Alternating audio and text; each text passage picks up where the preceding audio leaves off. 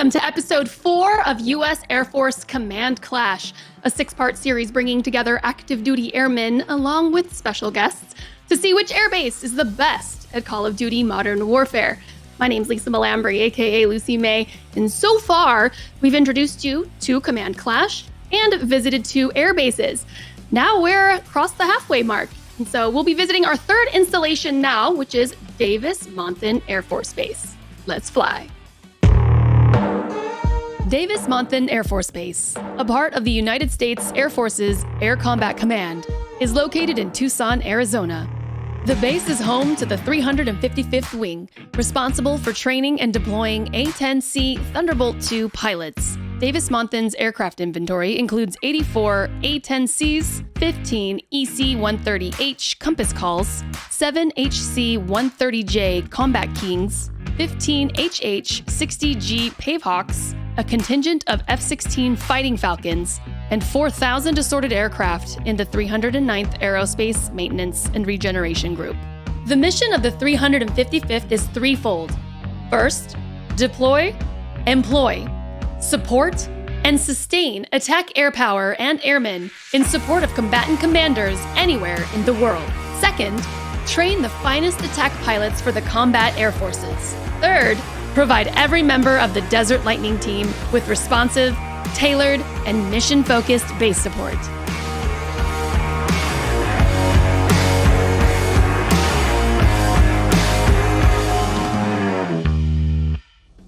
If anyone's ever jumped out of a plane, blow it up in chat right now. You are all braver than me. All right, before we meet our players, here's what's going down. Every week, our airmen will rack up points in multiple rounds of Call of Duty's free-for-all, gunfight, and Warzone. We start off with 5 airmen, and the lowest performing player of each of the first 2 game modes will say goodbye.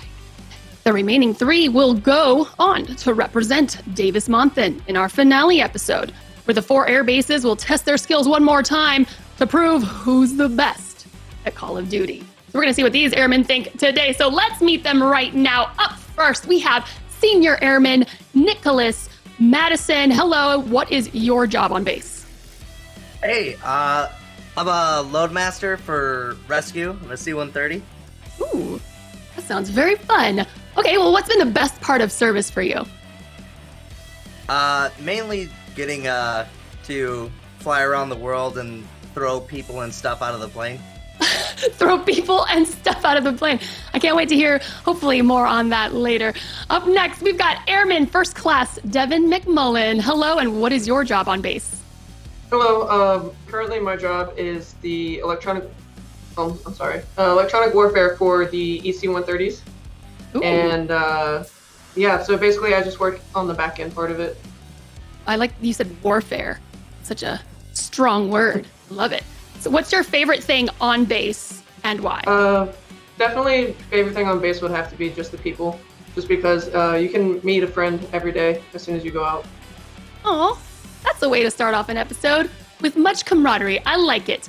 Okay, next we have Senior Airman Zachary Miller. Hello, and what is your job on base? I work on I'm a avionics technician for the A-10 and U-2 spy plane. Ooh, that is awesome. The A-10s, that's a very coveted plane to discuss. We're going to be hearing more about that today. We can't wait to share. But what makes this space unique? Of course, the Warthogs. What else? What makes it unique is definitely being in the 100-degree weather of the desert, definitely. And also the amount of aircraft to land through here is pretty cool, too. You see a whole bunch of cool stuff every day working out on the flight line. Oh, it's pretty high traffic there. All right, moving on. Our next airman, it is Staff Sergeant Casey Nation. Hello, we would love to hear what your job is on base. Hey there. I do all the medical supply ordering, medical logistics for the 48th PJs on base. Ooh, what's PJs mean for us noobs? Pararescue. That is a really important job as well, and I've heard stories on that. It's a lot going on. So good. That is amazing. I want to know now from you, what's been the most rewarding part of the job? So this is kind of a fitting question for you. Yeah, so I would say this job now is extremely rewarding. I just moved over from the med group, so the mission and the ops tempo is completely different than what I'm used to. So when they come in and they're asking directly for supplies, I can see that direct impact. So it's a very unique situation that I'm in. Fantastic. I love how we're encompassing all of the base here today. Thank you so much. And lastly, we have Airman Philip Sussman. Hello, and what is your job on base? Hi, my job is aircraft armament systems. I'm a technician, and there's multiple parts to the job, but my part is mainly to take apart like the gun system and do scheduled maintenance on it, and anything dealing with munitions. Oh, I like it. All right. Fantastic. Well, good luck today. Here are the airmen representing Davis Monthan. Thank you all for being here. Absolutely. You guys are heroes. Amazing. You're fantastic. Good luck with the games. Now, let's meet our special guests. First up, a friend from all the way back from red light to green light.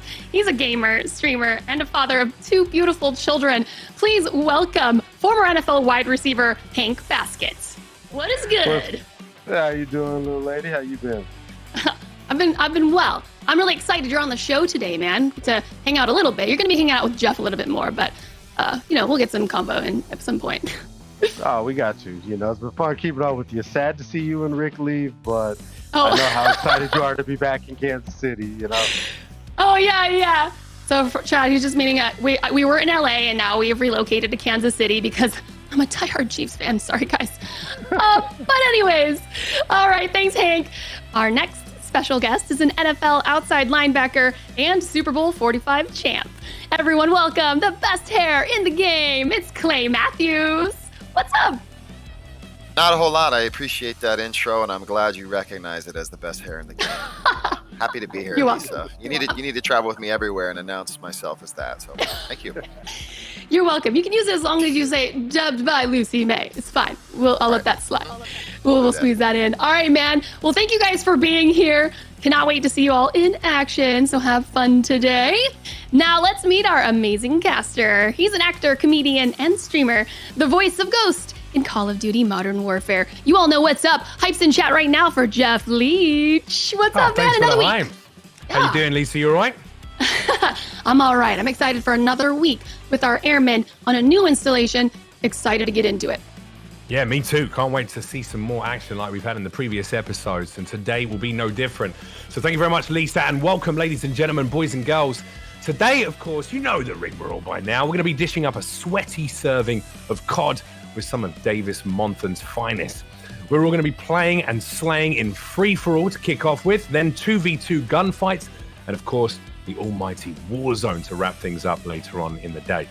Our airmen are going to be trying to prove their prowess in Verdansk and, of course, compete for bragging rights on base. But to get there, survival will be the name of the game. Points are going to be tallied over 3 rounds for free-for-all, and the airman who scores lowest will have to make like a UAV and RTB. Bye-bye, see you later, airman. And then leaderboards are going to be returned to 0 points as we start our 2v2 gunfights, ladies and gents. But once again, our airmen are playing to stay. So after 3 rounds of 2v2, 1 more of our airmen will be grounded indefinitely.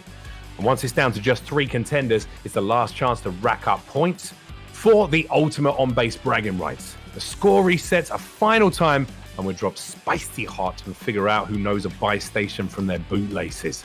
That's what's coming up, so let's kick off with our free-for-all matches.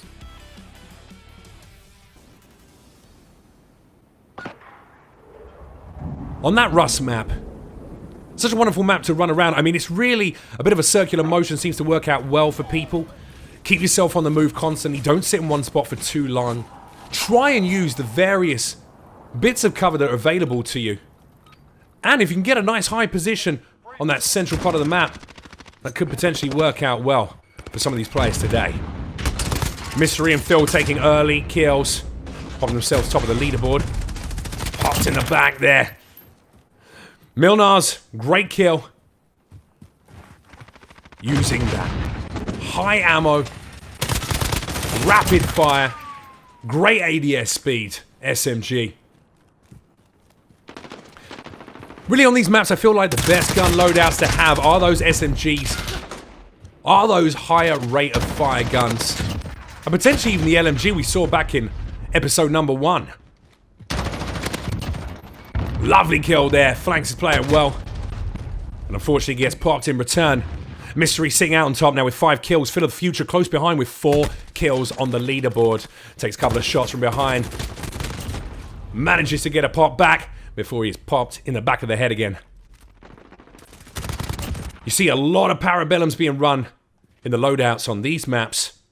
It makes sense, again, like I say, with that extended mag, it really is a powerful gun with such a high rate of fire. Woo! As we saw just there, ladies and gentlemen, those 9mm bullets just shredding at close range. Which 9 times out of 10 you will be on this map. Lovely headshot, good revenge kill. Mystery still sitting out on top with 9 kills, 10 kills.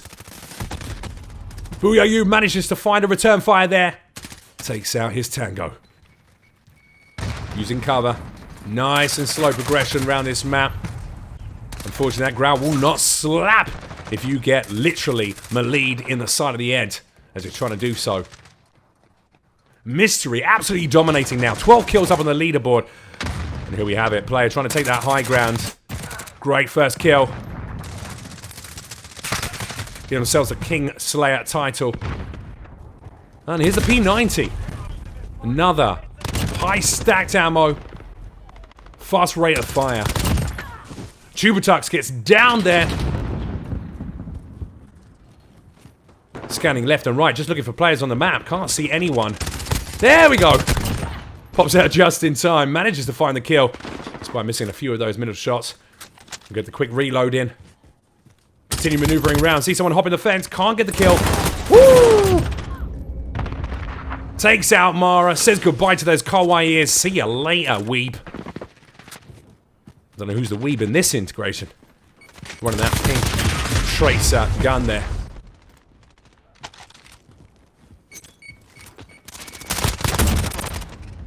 Nice little drop shot. Making good use of the high and low positioning. Does it make us rage infinitely when we see people drop shotting in Warzone? Absolutely. Does it work on those multiplayer maps? Also, absolutely.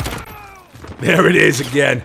Mystery out on top with 20 kills so far. Tubatux sits down in 4th position with just 12. Be interesting to see how the rest of that leaderboard looks. 21 kills to Mystery.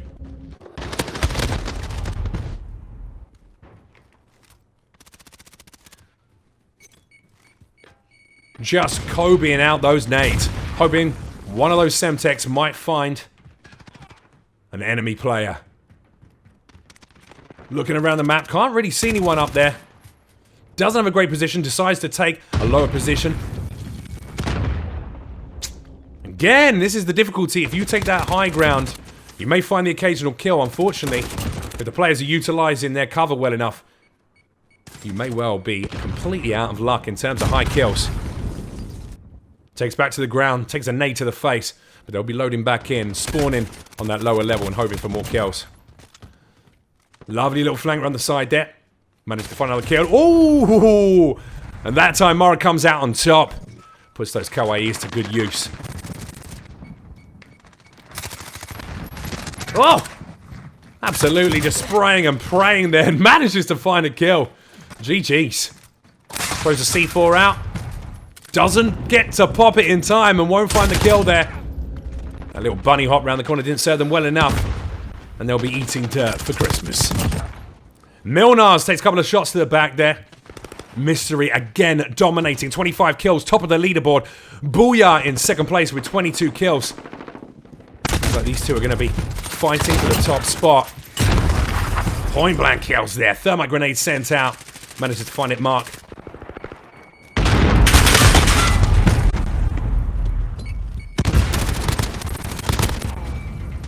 Mystery absolutely dominating throughout this entire map.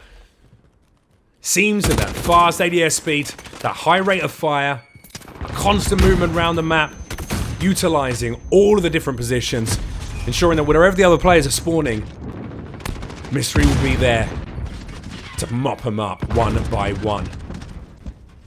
Running out in the open, dangerous positioning here.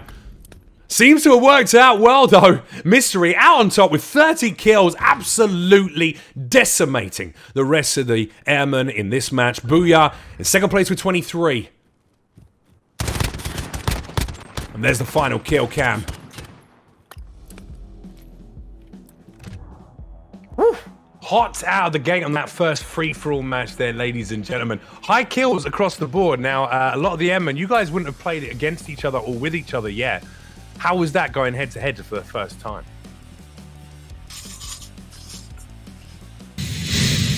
I guess I'll step in. It was fun. We never played against each other really, except for maybe once or twice. Just having fun. But we usually play Warzone, and yeah, it's definitely different than playing with them as your teammate. I was impressed. I was like, across the board, high kill count, not that many deaths. And of course, even Clay racked up a pretty impressive score as well. And he said he was having a little mess around with his loadout. So well done to each and every one of you. But let's go over to Clay and Lisa for a bit more of an in-depth chat about the successes and failures from round one. All right, yeah, thanks, Jeff. Here we are with Casey, who is on the bottom of the scoreboard. Bum, bum, bum. I am. I'm supposed to take over and ask you what happened to be the lowest of the airmen, but I actually finished below you, so I feel like I shouldn't even be asking this question. But what happened there? I mean, give us a rundown. I'll tell you what happened.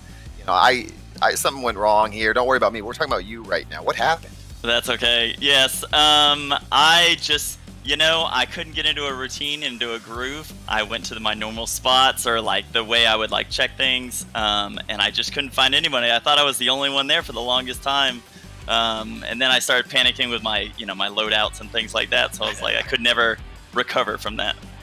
I did the same thing. So I'm gonna roll with that excuse. Hopefully next game we can do better.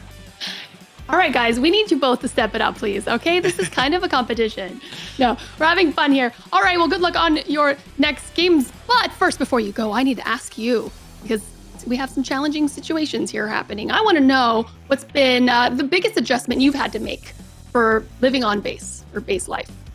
Yeah, living on base here at DM is actually pretty great. One of the biggest issues for me was Tucson is not a very traffic-friendly town, so I used to live off base, and that took a lot of my time.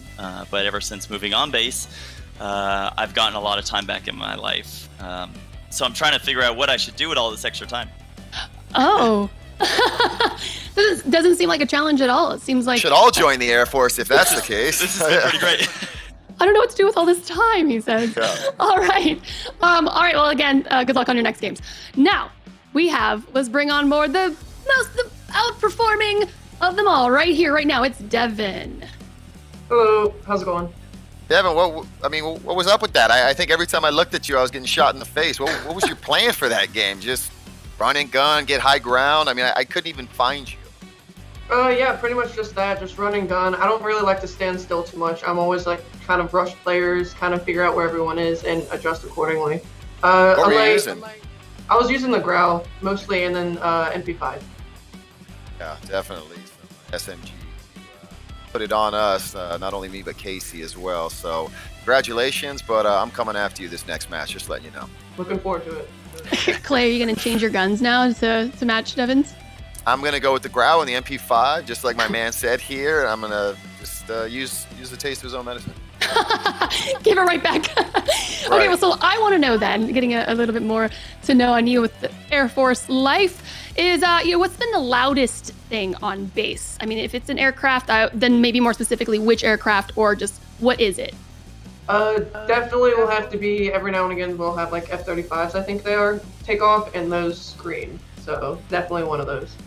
Oh, wow. So it's just like this really higher pitched kind of a sound than the rest. Yes, ma'am. Yeah. Ooh, oh, he called me You ma'am. watch Top Gun, okay? Watch Top Gun, and then you'll know exactly what it sounds like for an F-35. Okay, hang on. Beep, boop, bop, boop, beep. I'm looking it up right now. No, just kidding. All right, well, I need to see better performance out of you, Clay. And Devin, keep it up. Good luck on the next round. So let's send it back over to Jeff to check out the leaderboard.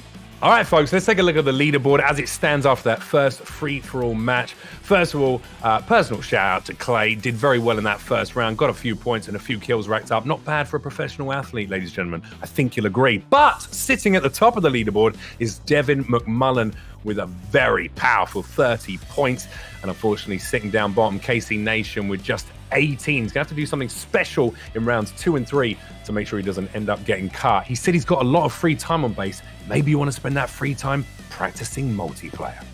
So that's the ranking so far, but the final outcome is by no means set because everything could change over the next 2 free-for-all maps, ladies and gentlemen. Remember, Airman, you want to keep Clay on your good side. You've seen the size of those forearms. He's going to come for you if you don't. And let's head over to Scrapyard next for round number 2. The countdown begins. Yeah, exactly. Always play around with your guns beforehand. Ooh, a last-minute change. Just double-checking they got the Fennec equipped. That Fennec absolutely slapping in Warzone right now. Oh, not good enough. Taken out as soon as he got his loadout. Handy there. Tux racking up a few kills. Unable, unfortunately, to see the usernames on the left-hand side. There we go. Looks like Phil of the Future took another kill there. Tux, 2 kills racked up on the leaderboard, sitting out top. 3 for Booyah Yoop. 4, in fact, after that kill there.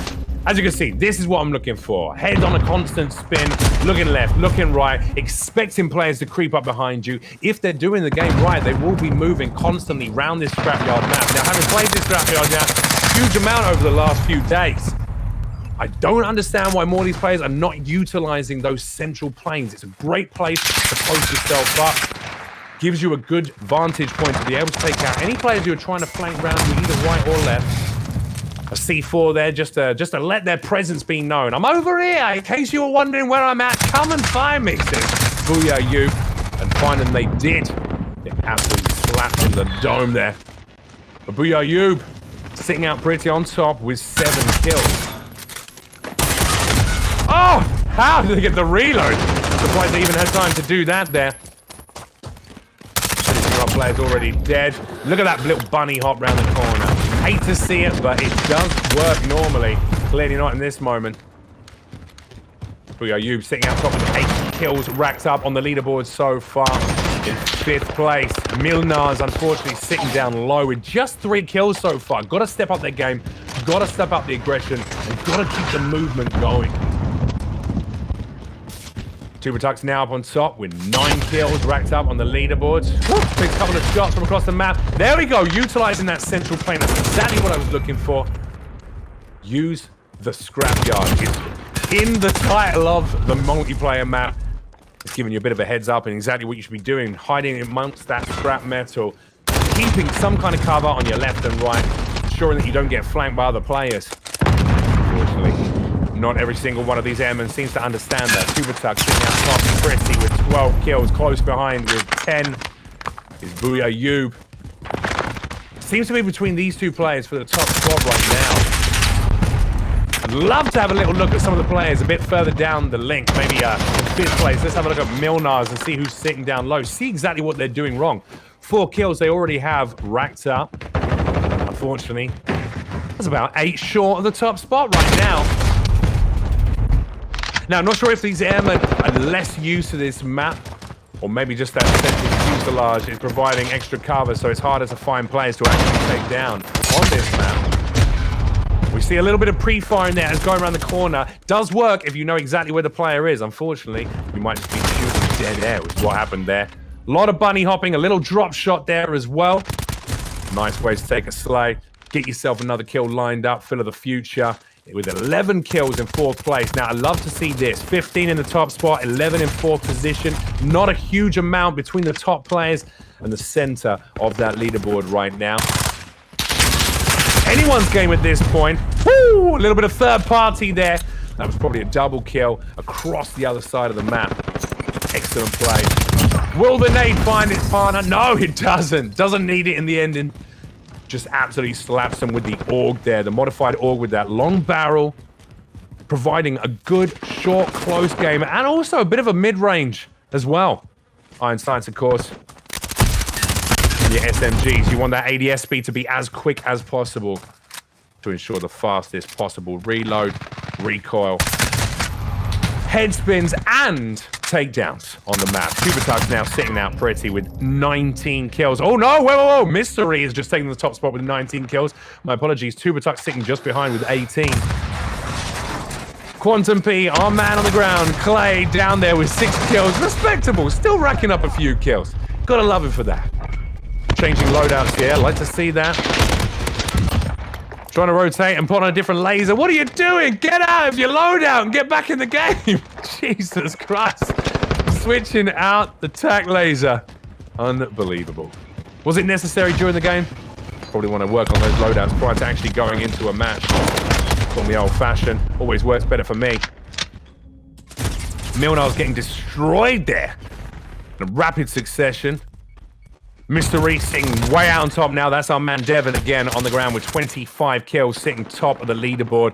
Distance the gap between himself and second and third position. So you can see Phil of the Future there in third with just 17 kills. He's going to have to do a lot over the next minute or so of gameplay if he wants to try and shorten that gap somewhat. Avoiding those warehouses seems to be the play right now. As soon as you're out in the open there's a lot of space, a lot of different angles you can be popped from. As we've seen just there on the screen. Mystery will not let you forget it either. 27 kills racked up in first position right now. Tubertuck's close behind with 22. Unfortunately, not close enough. I don't think he's going to be able to bridge that gap. Woo! Love that. Little nade down the center. A quick flick to the left. Takes out one of his opponents. Another tango inside the warehouse. Avoid that warehouse at all costs, ladies and gentlemen. It's never going to work out well for you. The one kill you might be able to rack up will not undo the multiple amounts of players who will be able to see you on the map. This is where I like to sit, right in the center of the fuselage, and there's the victory. Final kill up on the leaderboard. Mystery sitting pretty with a powerful 30 points, close second with Tubertucks at 24 and Booyah Yub at just 21. Ladies and gentlemen, wow, another sweaty round, another powerful show of prowess from, I believe, Devon. Did anyone find anything different on that one? A lot of you seem to be hanging around the hangars there. Who is a hanger around in the hangars? Because I need to have a word with you. You're getting slapped. Your cheeks are getting clapped. You've got to change your gameplay style. And also, who was playing around with their loadout halfway through the game? Are you mental? Oh, God, I played horrible that round. Horrible.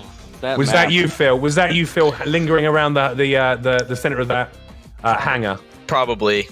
Well, listen, you learned some lessons today. Don't hang around hangars. Hang around bars. That way you might meet someone and you'll be able to give up gaming forever and just rest back into a life of happiness. Lisa, back to you for the final scores and a quick debrief. Thanks, Jeff. It's Zach on the bottom of the scoreboard, everyone. Buddy, hate to see it. Clay, give it to him. Zach, I saw you messing with your loadout in the middle of the match. I mean, I didn't do that, and I finished worse than you, but I definitely switched between 3 to 5 classes, figuring that's why I sucked as much as you. So give us what happened right there. The iron sights were getting a bit annoying halfway through that match, so I thought I could quickly put on optics, but I forgot that I already had 5 attachments, so I had to. That took a whole ordeal to get everything right, and it messed me up so hard. Oh man! Well, then I think our audience wants to know which attachment did you say goodbye to? The tac laser, which I think was the worst option. Definitely not the best choice, but I had to be quick because I was already wasting so much time. Right. All right. Well, hopefully you do better. You have one more round in order to get those points. So before you go, I need to know a little bit more personal on you with the air base life. What does your day typically look like? When does it start, first of all? Usually starts right around 7 o'clock in the morning. Then I go into my office right around. I would do support personnel technically, so I hand out tools from like 7 to 3. I maintain all the tools essentially for the flight line. He says I go to my office. Yeah. It's rather important to have the right tools there. Yeah. Well, as a noob, I want to know. So you have to be in the office at 7, but when do you wake up to be there by 7? Go. 5:30 usually in the morning. 5:15. You like long drawn out breakfasts? Yeah. Or a long shower. Long drawn out mornings takes me a long time to get ready. Just like I also wake live up. quite a bit away. Right. All right, man. Zach, appreciate you. Good luck on the next one. Up next, we do have our winner of that round, and it is Devon, guys. Hello. Welcome back. Nice to see you. It's been a long time. Good to be back. Yeah, thank you. Devin, with that small map, did you just continue with the the SMGs, Grau, MP5, run and gun, just keep doing what's working? If it ain't broke, don't fix it, huh? Yeah, exactly. I had a little bit of a rough start, but I'm just happy I brought it back again. Yeah, obviously. He's like a little bit I think we're gonna team up on him pretty soon. We're gonna make a side deal with the other airmen, and anything for more of a challenge. Take this guy out. Oh, okay. He's on for it. Oh. Hey. Then getting a little more personal with you, Devin. So I want to know, do you work specifically on the A10s at all? No, I do not work on the A10s. I work on the EC130s. But yeah, I actually work on the plane. Every now and again, whenever we have to remove a part from the plane and get stuff going on, I usually help out with that. All right, fantastic. EC130, wow, that's impressive. Is it, Clay? Tell us. Well, it's impressive because I've played with them a number of times in the Call of Duty franchise, so that's why it's impressive to a noob in the armed forces like me. Same. I'm with you. I'm hearing what you have to say, Clay, and taking it in and learning with you. So thanks for that. All right. Well, good luck on your next round, Devin. Maybe we'll. No, we won't see you next. It's only going to be our goodbye airman. But anyhow, good luck. All right. Thank you for your service. So with its iconic teeth and 30mm cannon, the A-10 Warthog is a beast, you all. It is the most feared aircraft in all of the Air Force. It is also housed at Davis Monthan Air Force Base. Take a look.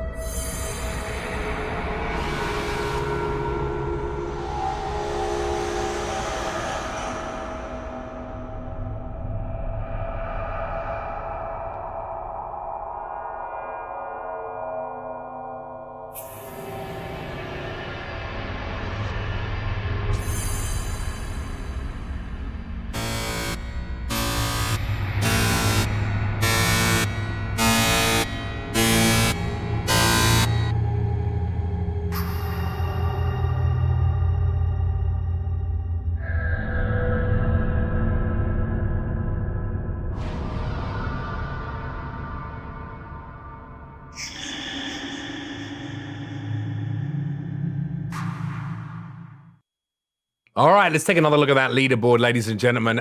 Absolutely dominating after 2 rounds of taking the top spot. Devin McMullen is at 60 points. I'm sure that even if he came last in the next round, he's already confirmed to go through. Zachary Miller is now taking the lowest spot. Casey Nash get a few points in that last round, pushing up 3rd position, but it's anyone's game to play for. It's now and time to step up, be counted. So who is going to clap and who is getting clapped. One of you will be packaged up and sent home. So let's find out who over on the shipment map. Right, here we go into round number 3, ladies and gentlemen, in this shipyard. It's going to be an absolute sweat fest. I'm sure Devon's going to have the time of his life. Devon the Destroyer. I'm renaming him. Look at this quick scope. That's got to be old Debbie. It's got to be old Dev, isn't it? Woo! Unfortunately, not quick enough. Takes a bullet to the dome there. Super Tuck taking out whoever that is. Can't see it on the screen right now. Milnar's racked up a little kill. Good to see it. It's nice to see those lower players on the leaderboards assert their dominance once in a while. Now, camping in the corner is never going to work out well for you here. Shipment is one of those maps, I believe, ladies and gentlemen, where realistically, it doesn't matter where you are. You're probably going to have players coming from all sides. The most enjoyable map to level up weapons. Popping those proximity mines left, right, and center, though, not a bad look, not a bad idea. See if you can rack up a few lethal kills, as well as the gun-related ones. Mystery Sing at the top again. Every single round. Devon the Destroyer, 8 kills racked up already. But again, not much distancing top spot from the last spot so far. 9-5, I believe, in terms of kill totals. Just yeeting those nades out left, right, and center. I don't blame you. Why not go for the Clovey kills as well, ladies and gentlemen? It's the way to do it. Send it! Slow and steady, progressing around the outside of the map. Unfortunately, you really got to find some cover and cling to a dear life on this map. Shipment, as you know, anytime you got a new gun that you want to level up, this is the place you come. Because you know it's going to be a high kill game. You're going to be intrigued to see just how many Devon the Destroyer racks up over the course of this round. And who knows? Maybe some of those lower players might even be able to claw their way back up the leaderboard and avoid being kicked out at the end of round number 3 on free-for-all. How are we feeling about those kawaii ears, ladies and gentlemen? Are we anime weebs in the chat? Let me get some ooh-woo-woo if you are in the chat. And if you're not, I don't blame you. If they ever try and put those kawaii cat ears on Ghost Operator skin, I'm going to find the devs who did it and deal with them myself personally. Ghost out. Anyway, back to gameplay. Phil of the Future has taken the top spot for the first time in the competition so far with 18 kills racked up already. Devon sitting 3rd position with 15 kills. Not sure who's sitting in 2nd right now. I'm sure we'll rotate through and find that out. Booyah you! With 18, ladies and gentlemen, so far. Woo! Look at the precision. Absolute laser beam. MP5 loadout. Perfect for both multiplayer and Warzone. It's a great pusher class and integral for any good player. I'm interested to hear that Devon was saying earlier on in his chat with Lisa and Clay that he likes running the Grau along with the MP5. Grau, one of my favorite guns in the game. Is it as good as the Kilo? Lots of questions to be asked. Obviously right now, the meta being the Origin shotgun. I'm surprised to see none of the players rocking the Origin as it stands right now on this map, especially for close proximity engagement like you get on Shipment. Boo, boo, boo! Love that. Love to see it. Phil of the Future getting the occasional kill there. And by occasional, I mean 25 racked up on the leaderboard by now. Absolutely dominating with those quick scope kills with the sniper or the MK2 carbine.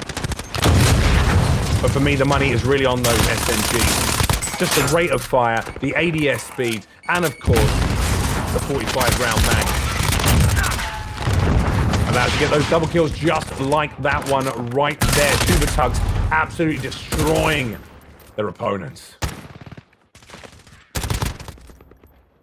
Airman, well done everyone. Not bad at all. Now I believe that Clay didn't even come last there, which means one of you lot did. You got beaten by a professional athlete. One of you's going to have to live that down. Be honest with me. Zachary, you've been struggling a little bit. Philip, you've been struggling a little bit. How are you going to wind down after these matches and try and reinvigorate yourself with the self-confidence you need to be one of the most amazing airmen down on the ground or up in the air? Definitely some nice tea. A cup of tea, eh? That's the most British answer I've ever heard in my entire life. I love that. Philip looks like he's more likely to have a little cry after it. I got to be honest. A little bit, but I actually went off a little bit on this game, I think. To be honest with you. You did. You did, brother. Well, another winner steps into the spotlight, but that means for someone else, it's time to retire to the wings to learn more lines. Let's find out who that was with Lisa. Thanks, Jeff. Dun, dun, dun. Zach is back. Hello again. Zach, this is all too familiar. I was able to finish third that game. Changed up my loadout a little bit. You know, kind of showed out a little bit. What about you? What happened there? I guess I'm not up for these fast-paced kind of multiplayer games. I'm more it's more like domination and capture the flag, and like search and destroy are like more like my favorite multiplayer modes, like the slow and like I get to actually aim at people. I'm with you. You like to, you know, think about it, be a little more tactical with your approach as opposed to just running out there getting shot and doing it over again. But those last two maps definitely not up to my style. Definitely not. Oh. Yeah, bummer, and it's our first mode too. Zach, we are bummed to see you go. You are fantastic. Where can everyone find you streaming? At my Twitch link is going to be Milnarz, MLYNARZ. My Twitch is going to be the same on my YouTube channel. I mainly stream League, but I also stream COD as well, because this game's I always come back to this game. It's always a blast. All right, there it is, and you can go check him out over there playing some objective-styled games. Zach, it was a pleasure. Thank you so much for your service. Pleasure. Thank you. All right, time to set up for our next mode. Now, earlier we saw what the A-10 is capable of. Here's a quick history on this versatile aircraft.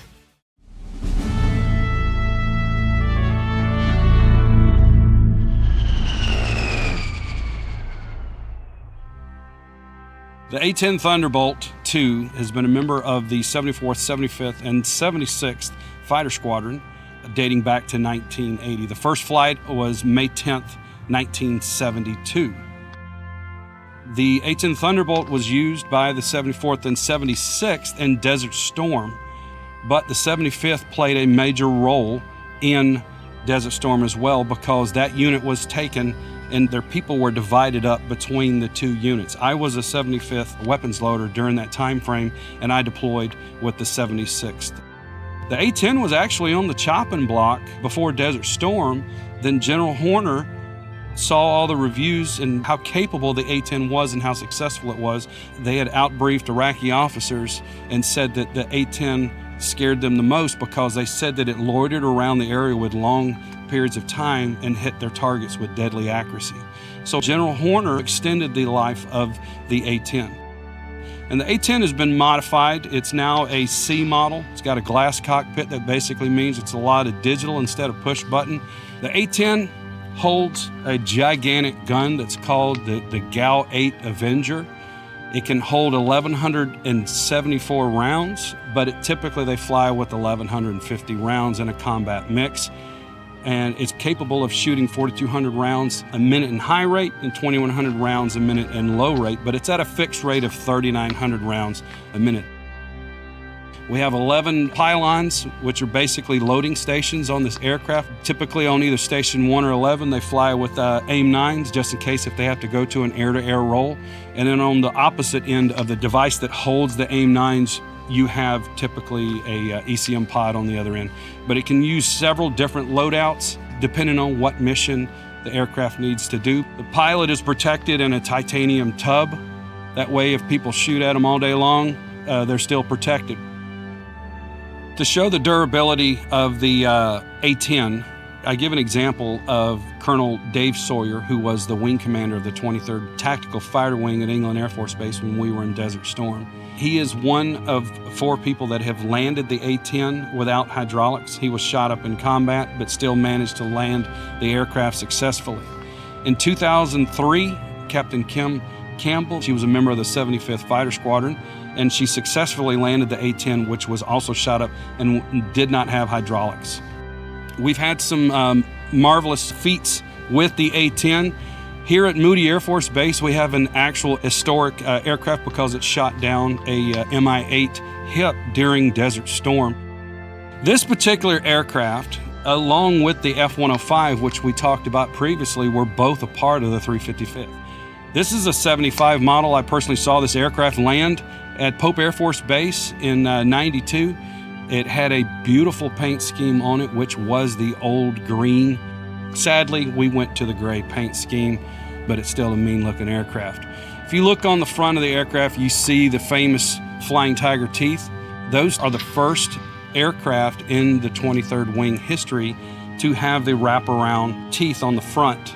All the other aircraft, if you look at them, they either stopped at the dome, or if you look at the A7, it has an open intake, so there's no teeth that are wrapped around. So in the early 80s, they had a competition, and an airman from the medical group actually won the competition to design the teeth that went on the A-10.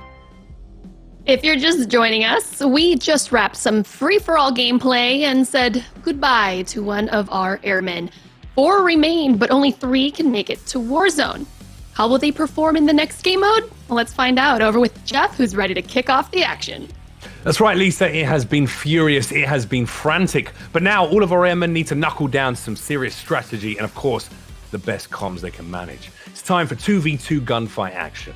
So here's how it's going to work. One lucky airman is going to be teamed up with one of our very special guests to go head-to-head with another one of their fellow airmen and, of course, our second special guest. All of the players only have 1 life and a completely randomized loadout each and every round. The best 4 out of 7 rounds will win the overall match. But remember, airmen, you're not just fighting to win the rounds, you're fighting to stay in the tourney. Because at the end of those 3 rounds, the airman with the lowest score will be leaving us. The first teams to go head-to-head today will be Devin McMullen, of course, Devin the Destroyer, he's now called. Running with Clay Matthews, the greatest hair in the NFL, versus Casey Nation, and of course their running mate, Hank Baskett, the sexiest beard in the NFL. Let's see how it's done, shall we? Right, ladies and gentlemen, Atrium will be the map for our first 2v2 gunfight action. Remember, we've got Devin McMullen running with Clay Matthews versus Casey Nation, and of course, Hank Baskett. Who's going to take the wins, though? Small map, lots of cover to be utilized. Are they going to play slow and steady or go for an aggressive push? Let's see. Straight off the bat, some good movement to the right-hand side. Seems like we've got 1v1 situations going on. Devin can't find the final shot. And there he goes. Takes out one of the teammates. Devin and Clay dominating, pushing a little bit harder. Don't seem to know where their player is. But they do get the final allegiance win, taking both coalition players down. 1 point up on the leaderboard already. But remember, it's the first 4 out of 7 matches will be winning this first round. There we go.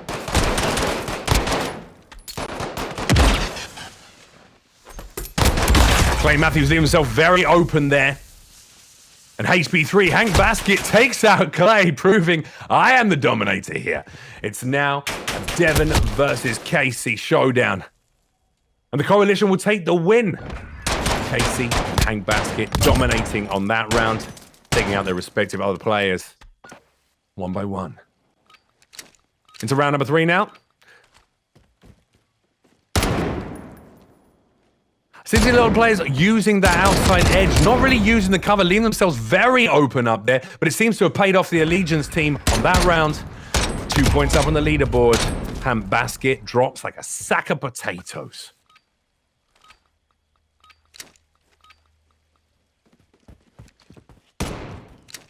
Devin and Clay, again, using those sides.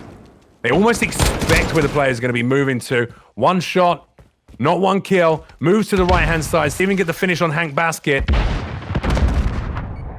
Back and forth, but leaving himself very much open there for a push along the flank. Hank Baskett takes the win there. Dropping Devin. Letting him know, I remember what happened last round. And I won't let it happen a second time. I like to see the movement. I just don't like to see the lack of using that cover. These players are putting themselves so out in the open. And as you can see from that coalition win there, racking up 3 points, you really got to use the cover. Hank Baskett coming through like an absolute pro today. Let's just point out this man is a professional athlete.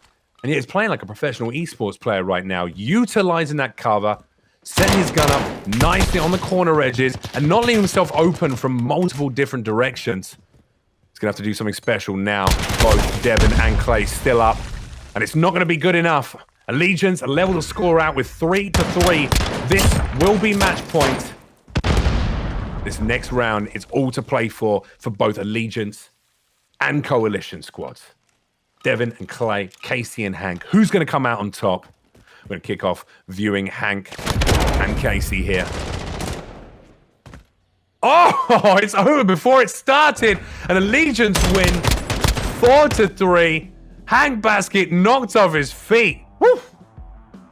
I tell you what, that was a sweaty game, wasn't it? Let me just say, Casey, you got teamed up there, Casey, with Hank Basket, who actually came out incredibly strong throughout a number of those rounds. Did you think you were going to take the final win there? No. What about you, Casey? Oh, I thought we were doing good. I thought we were going to have that immediately. I pressed the wrong button. I got mounted to the side. Mounted, yeah, you're tapping that Z bar. Not only that, you also spent quite a bit of time just standing out in the open like, I'm over here. Hi. Hi. Well, listen, before we get into more fine details of exactly what happened over those rounds, who do we think is going to come out on top? Our number crunchers are busy in tallying points, but whilst they do, it's back over to Lisa. Thanks, Jeff. Yes, while our airmen are setting up for their next round, check out this look behind the scenes at Munitions Maintenance. We instruct weapons loading procedures so that flightline crews can obtain and maintain the weapons load certification to upload and download munitions. So weapon standardization runs 24-hour ops, so every day we run a mids, days, and swing shift. That's going to give us up to 6 load pads where the flightline crews will come up to load barn to be evaluated on their loading procedures. We fall under the maintenance group and we are responsible for all weapons loading procedures on base. So the way that we impact the mission is by keeping our crews certified. Weapon standardization is going to be the first one who learns how to load it, and then we're going to teach the flightline crews, increasing the capabilities of Davis-Monthan's A-10. Last year, Davis-Monthan fired over 1 million 50 cal and 30 millimeter rounds, and we also dropped 18,661 air-to-ground munitions. That does not just happen through the weapons loading procedures, that happens with over 2,000 maintainers spread all over Davis-Monthan that are coming together to make the mission happen. And it's our job to impart our knowledge and experience on the flightline crews so that they can hone their skills and become the best loaders possible. We're back, ladies and gentlemen. It's time for 2 new teams to go up against one another in our second set of 2v2 gunfight matches. Now, these matches are going to ascertain who's safe and who's in danger of leaving us today. Philip Sussman is going to be running and gunning with Clay Matthews, and he's going to be going up against Nick Madison, who's bringing the fire with the one, the only Hank I use cover Basket. Now, get in there, smash their heads in, and stay frosty, airmen. Good luck to each and every one of you. Same map, ladies and gentlemen. Different players. Remember, Philip Sussman teamed up with Clay Matthews. Nick Madison with Hank Basket. Is Hank going to continue using that cover? I certainly hope so. Maybe he could teach the rest of these boys a thing or two and carry Nick to a victory. Remember, it's the best 4 of 7. Randomized loadouts. Here we go. Running with a couple of AUGs here. Oh, just too slow around that corner. You can't be running and gunning like that. You got to keep that ADS out. You got to keep your eyes on the prize. Leaving himself completely open there. I'm surprised he didn't get lit up yet, and it's too late. He got lit up there. The Allegiance team taking the first win. This Atrium map. Oh, Hank. Too aggressive, Hank. Not using cover. You know what works for you, man. Don't mix it up. If it ain't broke, don't fix it. Right, they're going to be pushing together on that right-hand side, flanking if they can take out players one by one. Unfortunately, only Hank survives that interaction. A nice slide around the corner, and he does take the finish there with a lovely little slide and pre-fire. Just good enough to secure a win. Leveling the scores out and 1-1.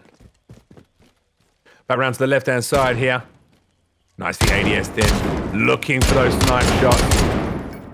Not finding his mark. Both teams seem to be camping their respective corners. I want to see a little bit more quick scoping action. Seems like one of the players suggested, oh, maybe I'll just run in and punch him in the face. Unfortunately, that's not going to work for you, sir, as that coalition has proven. Flanked from both sides, and it's good night for the Allegiance team. Into the 4th round now. Again, no one using those quick scopes. A wasted Semtex grenade there thrown against the wall. Can he maneuver behind? No, unfortunately he can't. Pegged by both players, both different directions. Allegiance wins, 11 to score out again. This is anyone's game to win.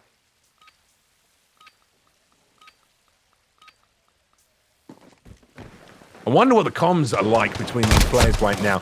Really can make the difference between a win and a loss. Good comms, good squad leadership. And of course, trying to flank, especially on these final plays. Hank isn't even certain he's going to get pegged from behind, and it's a pistol shot to the back of his clap cheeks. Take an extra hold from me, says Phil. Philip Sussman and Clay Matthews dominating in that round there. This is match point for them. Can they bring home the win for the Allegiance? Time will tell. An aggressive push right to the center there.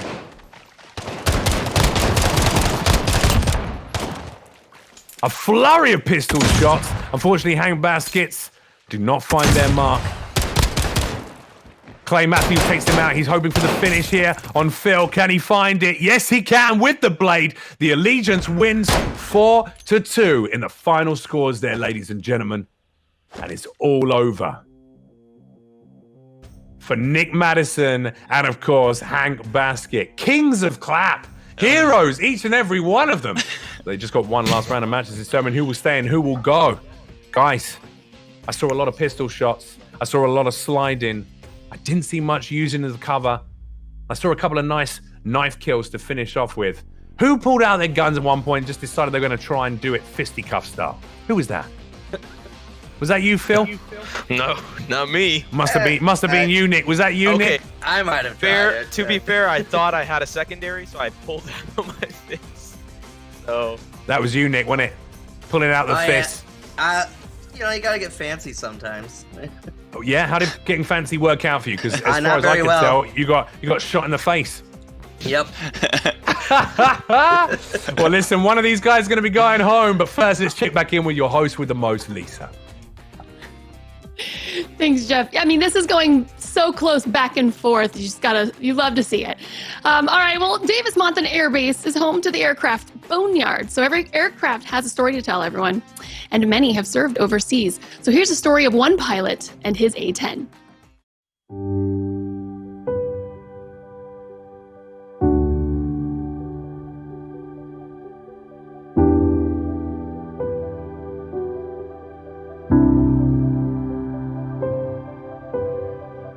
I'm Colonel Jeff Hogan, 355th Fighter Group Commander here at Davis Monthan Air Force Base. And I'm here today to talk about the gorgeous airplane 80-144. A little bit of history, and for those of you that are nerds about airplanes and tail numbers, there were 143 A-10s built in the 80-year group.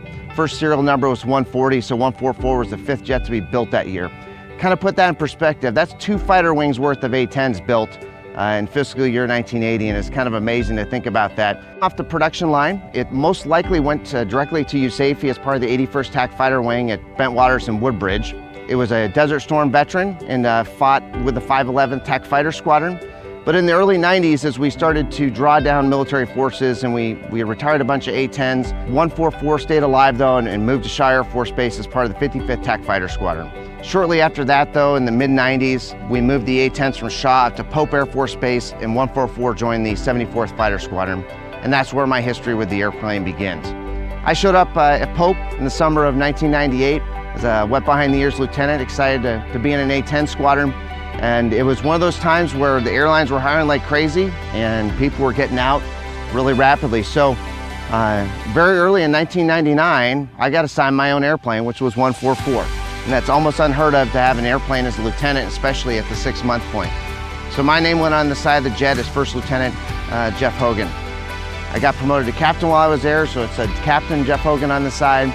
And because sometimes the ops maintenance team were a little bit slow, changing out names on airplanes after people PCS, my name stayed on the side of the airplane for the majority. So if I look at my logbook, I have flown this airplane more than any A-10 out there.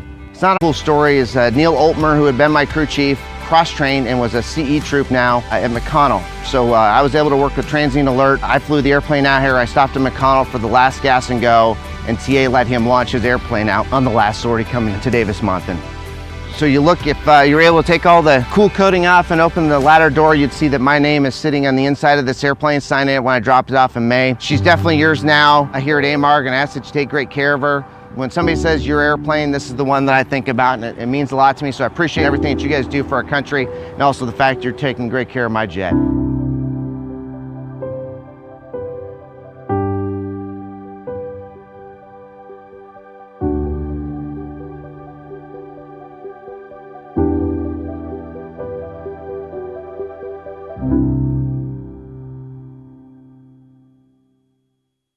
All right, friends, this is going to be our final round of 2v2 gunfight, and we're going to find out who the next prisoner number 627 will be. Nick Madison is going to be partnering up with Clay versus KC Nation and their friend to the end, the one, the only Hank. Hank the Tank. This is their final standoff, and it's anybody's game to win, so let's do this. Roger that. We'll be running to aisle 9 for the next map for the 2v2 gunfight, ladies and gentlemen, mixing things up a little bit.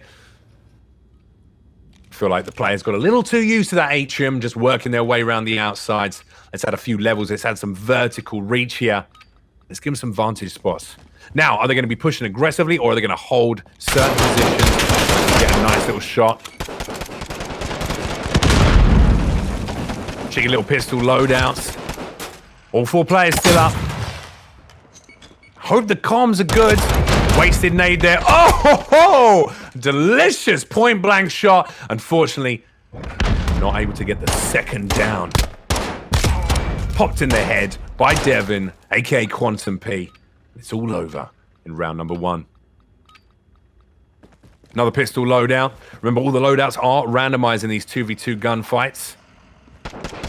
An aggressive push from Nick Madison and Clay. KC Nation and Hank sit back a little bit in their spawn. Unfortunately, that precision just wasn't there, and Hank was able to get the return shots off. And there's an Allegiance win up on the map. 2 wins to 0 from Coalition Squad. Hank got the kill, but Devin denied him the point. Pistols and shotties. Surprised to see none of the players pulling that shotty out right now. Maybe the BLK, absolute trash bags if you ask me. Woo! Little cheeky peek from Booyah B. Trading shots back and forth. This is what I'm looking for. A little bit more of a long game. Both players and both teams being a little more conservative, and it paid off there for Hank Bassett. Now, both players need to push aggressively on Devin and see if they can get that final kill. Hank Bassett, can he do it on his own? Sends a nade out. Fortunately, doesn't find its mark. The shotties come out. Full push, full rage. Pinching him from either side. And no! Hank should have had the kill. But Devin flicked his gun at the last moment. Takes the shotty and pops one directly in Hank's forehead. Good night. See you later. And it's match point for the Allegiance team. Just one more win, and they'll be going home with the crown in this series of rounds on 2v2 gunfight. Right, both players now, both teams again playing more defensively. Manages to pop off a couple of shots into Devin. Unfortunately, doesn't get the finish there. Gotta aim for those headshots. Completely pointless getting a couple of body shots if you won't get the finish. Hank takes out Devin's teammate. It's 2v1 now. Devin gets the first down and a second. Every single round, Devin going for the headshots. It really does make a difference. That shotty up close absolutely destroys. Oh my goodness. Hank, Casey, so many rounds there where it was 2v1, and yet you got destroyed by Devin. An absolute beast. Cool under pressure. You can tell by the quilt he's got on his bed in the background. This is a man who likes to be precise. What's going on there? I got 2 hit markers at point blank with a shotgun. Come on now. No way. Hank, you did your best, man. You tried. You got to get those headshots in, mate. Sending one into someone's kneecaps, unfortunately, doesn't do any damage unless it's drop damage out of the plane. You want to shoot someone in the leg with a shotgun to do damage. Hey, that turn. Casey, I'm going to be honest, mate. It's not looking good for you right now. It's not. What would you have done differently if you could have your time over again? I'd probably, start playing multiplayer. Well, listen, ladies and gentlemen, that last match is always havoc. GG's all round, absolute dominance from the Allegiance team of Clay and, of course, Nick Madison. Lisa, over to you for the sad duty of unfortunately telling us which of our airmen is getting the drop.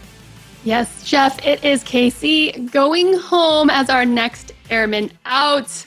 We got a little insight in that last little bit with Jeff. I want to hear any final thoughts of your performance today. I did better than I thought, to be honest. I got this game for Warzone specifically, and then when I knew that I got picked up for this esports event, then I actually started playing multiplayer and figuring out what this is. But it was all in all, it was like a really good time. It was very fun. Yeah, absolutely. And we're so thankful that you were able to be here with us. You did pretty good. I mean, you made it to the second round of gameplays, the mode, if you will. And so you did a great job. But anyhow, as you are leaving, where can everyone find you streaming on your free time? You can find me at Tubitex, or if it's on Twitch, I'm Tubitex Twitch. I own both handles. My main is Tubitex Twitch, but you can find me anywhere on Tubitex. All right, I like it. Congrats again. Thank you so much again for being here. And of course, thank you so much for your service. Thank you. All right, we now have our 3 airmen heading into the finale episode of our Command Clash series, Season 1. They'll be playing Warzone, and up next, we'll find out just how cohesive this team can be. But first, let's take a look at Inside Rescue Operations with Davis Monthan Airmen.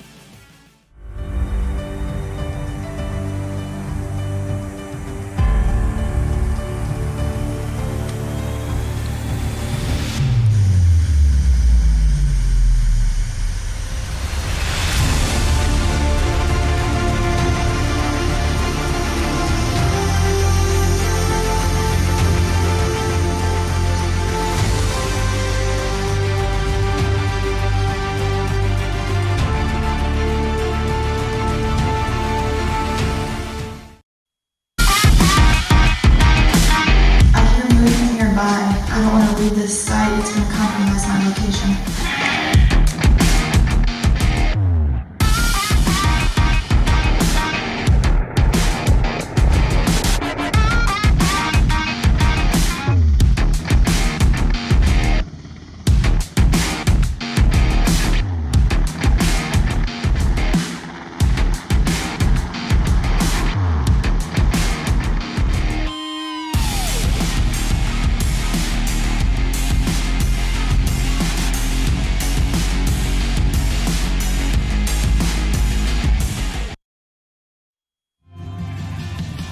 We brought out 2 Hues and 2 Cobras this week, along with the contingent of maintenance Marines, in order to work on some joint TTPs with the Air Force. We worked with the A-10s, HH-60s, and the HC-130.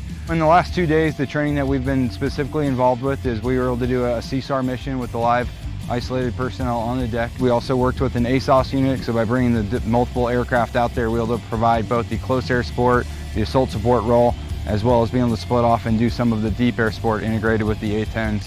The training at night is a huge advantage for us. You know, we're always working on our proficiency to be able to go fly at night. The visual acuity, the details that we're going to see are not going to be as significant as they are in daytime. However, the more we're able to get out and train to those ideas of what we need to do at night allows us to be more effective as we continue to do it in the future. Further, as we have that technological advantage and the proficiency advantage of flying at night, it's going to give us that capability that our adversaries don't necessarily have, which is going to allow us a higher level of survivability. When we leave here in the United States and we go out to execute that mission, we're going to be in a joint environment. That's the way we're set up, and everyone has a different piece of that pie. And by being able to train here, we're going to be able to be more efficient when we do go downrange. This training allows us to understand what everybody is able to bring to the fight. And when the call comes that we actually need to integrate downrange, we're going to be ready for that moment. It's time, ladies and gentlemen, the cream has risen. It's been strained through the cloth of battle and bloodshed, and it's time for these cheese balls to prove their potency. Welcome to the war zone. Here's how it's going to work, Airmen. Each of the remaining Airmen will be teamed up with one of our special guests, and each is going to try and rack up as many points as possible to be crowned the Call of Duty champ on base. Now, points will be calculated from the whole team's score. That includes the Airmen and our special guest. So for each kill, you will earn 1 point. And your final placement in the Battle Royale will also earn you points. Finally, if you happen to end up with the same score as any of your fellow Airmen, the team that does the most damage will decide the tiebreaker. So let's get our first team ready to drop. Our first duo partnership dropping in the AO will be Devin McMullen, and watching his six, of course, is the inimitable and powerfully bearded Hank Basket. Tell me, fellas, you got like $4,500 sitting in your inventory. Are you going to buy a self-revive, or are you going to buy a UAV? Which option do you go for? At that point, I would definitely buy self-revive, just because it's not going to be much to get enough money back up to do UAV. What about you, self-revive? Self-revive, got to go for it. Self-revive. So you guys are cautious players. That's what I take away from that. I go UAV every time. I want to know where the rest of these players are so I can get that kill count higher and get a few more points on the scoreboard at the end of my Warzone match.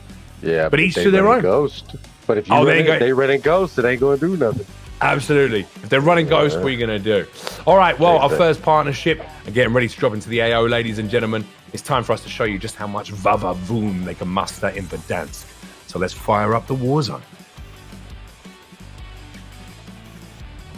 All right, ladies and gentlemen, here we go with our first match of Warzone. Getting ready to drop hot in the AO. Where are they going to be marking for themselves? Let's have a little look on the map here. Remember, our first team is Devin McMullen. Devin has been an absolute powerhouse throughout all of the different modes today. Multiplayer and free-for-all matches. He came out on top. The 2v2 gunfights, of course, went some great kills there along with Clay to take the crown. Let's see how he gets on in Warzone. And Hank Basket proving that he's not just a powerhouse of the NFL, but also a crack shot when it comes to Call of Duty as well, ladies and gentlemen.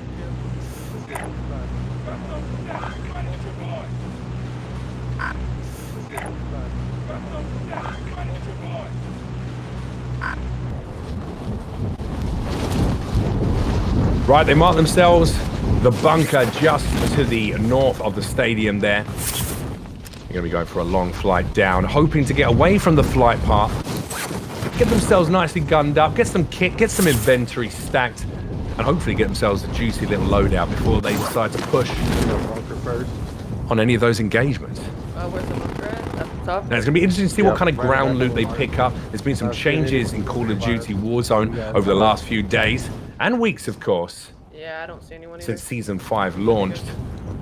In particular right now, huge amount of kilos. A lot of those Odin shotguns.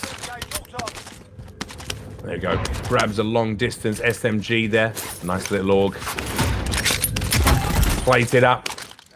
Most important thing to do when you hit the ground. There you go. There's that Origin in the ground loot. As called, as expected.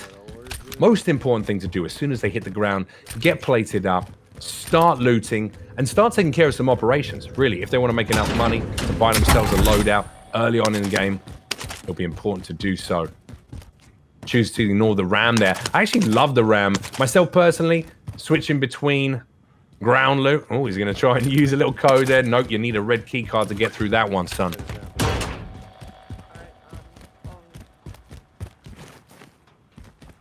Now, I wonder what the comms are like between the players here. They're moving together. They are splitting for the various looting throughout the buildings, keeping the movement, keeping the motion. You can see that both Devin and Hank are experienced players. We saw that in the multiplayer matches. Nice little P90 in the inventory there.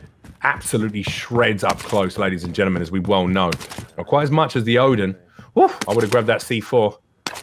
And so will Hank. A couple of plates in reserve, just in case they have an engagement. Fast looting really is the way forward here. I'm surprised they haven't picked up that operation. What was that one there? Don't want an early bounty? No? I would have taken it. Early bounty, I think, is an easy way to get kills, especially remember, this team is trying to rack up as many points as possible to come top of the leaderboard. Now, final placement, of course, can add a nice chunk of change to that leaderboard standing. But the kills are really what's going to carry them through. 1 point per kill. Unless they start pushing aggressively to try and find other players for those engagements. Ooh, a late drop there. Cracks the player as he goes down towards the police station. Devin's going to be pushing from the right-hand side, probably giving the call out to Hank. Then a late drop, a late flight, a late parachuter just popped down. Who knows? Could even be someone coming back from the ghoulie. After a couple of minutes of gameplay, they might have been taken out in an early engagement and decided on a secondary location to try and get prepared orange, here we go. to survive the Warzone experience. Looks like Devin is waiting for his teammate, hoping that Hank is going to push up alongside him. Then the two of them can push aggressively from both fronts. Yeah, he's still in this building. I don't see him anywhere though.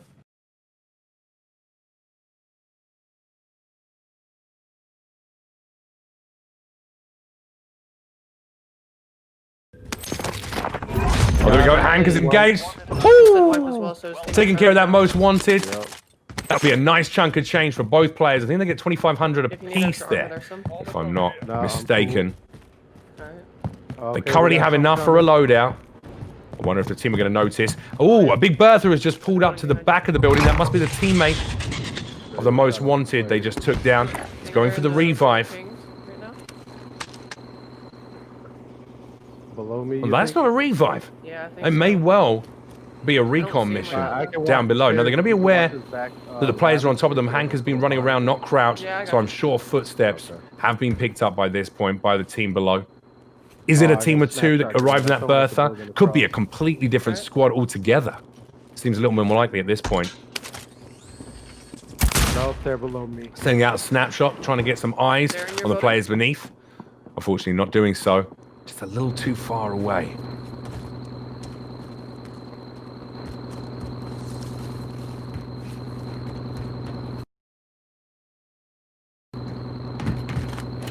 I have a C4 on their car, so for whenever they go back to work. Love that play. Devin decides to stick a C4 on the big Bertha, hoping that if this team decides to pull back and try and find their escape, he'll be able to absolutely devastate them with that C4 as they try and pull away. Going to yoink a little bit of ammo from that big crate there. Ignores the smoke grenade. Pushing a little more aggressively now. Eyes swiveling left to right, left to right. 700. Want to get anything or no? We can get a loadout. No sign of these players anywhere. The closest one. They may well have taken care of their recon and pieced out. You want to drive over so we're not exposed, or? Yeah, that'll work. Hank opting for the vehicle there. Devin loads up behind him. Nice to see Captain Price and Mace working together on this one, ladies and gentlemen. The irony being that I guess Hank Basket is probably the same size as Mace. Giant NFL player like himself. Maybe minus the mask and the attitude. And the overzealous scarring on the body. No.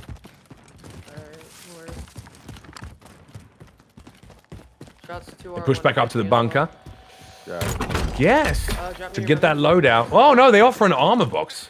Bold choice. Oh no, didn't actually yoink it. There we go, 10,000 in the kitty.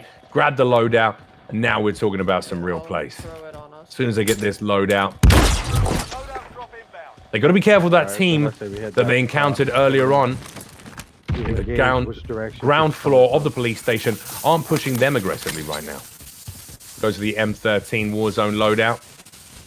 Big fan of the M13. I think right now the ARs that are really dominating for most players who are regularly playing Warzone include the M13, the Kilo, and the Grau. Of course, the Bruin for the longest time was the meta. It's being nerfed down significantly now. Opting for a thermal scope on that sniper. Not sure how you feel, chat. For me personally, thermal optics, never my go-to. Especially when you're trying to get snipe shots through windows, especially in the Warzone mode, as we well know. It's rife with campers. They love hiding inside of those buildings behind window panes. And you just won't see them with that sniper optic on there.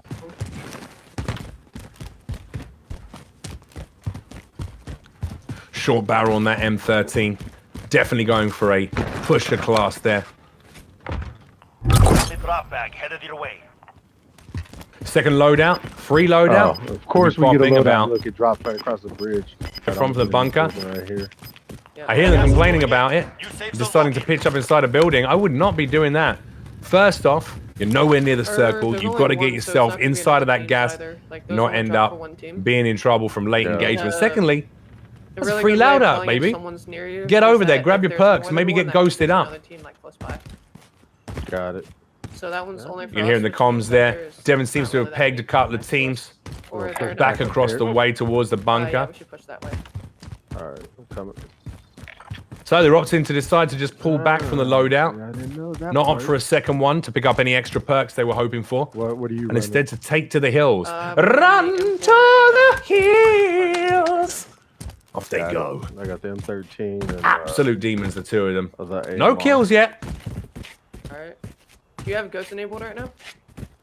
No. For Devin. No? All right. We can switch over to Hank Basket's view. I don't see anything close to us. I guess that's a big fat note there. Thermal ain't seeing nothing. See, I like the M4. I know it hits harder, but that M13. Discussion between the lads there about which guns they prefer to use. And I've Hank Basket opts for the M4, he's saying. Obviously, Devin runs the M13. Oh, nice. I mean, if you're looking for laser beam, an absolute laser beam that can do close engagement and that mid-level engagement as well, I'd always opt for the Kilo right now. I just think it's got more punch power, packs a little more oomph in those engagements, both close up and at mid-range. But each to their own. You know, it's whatever feels good to you, really.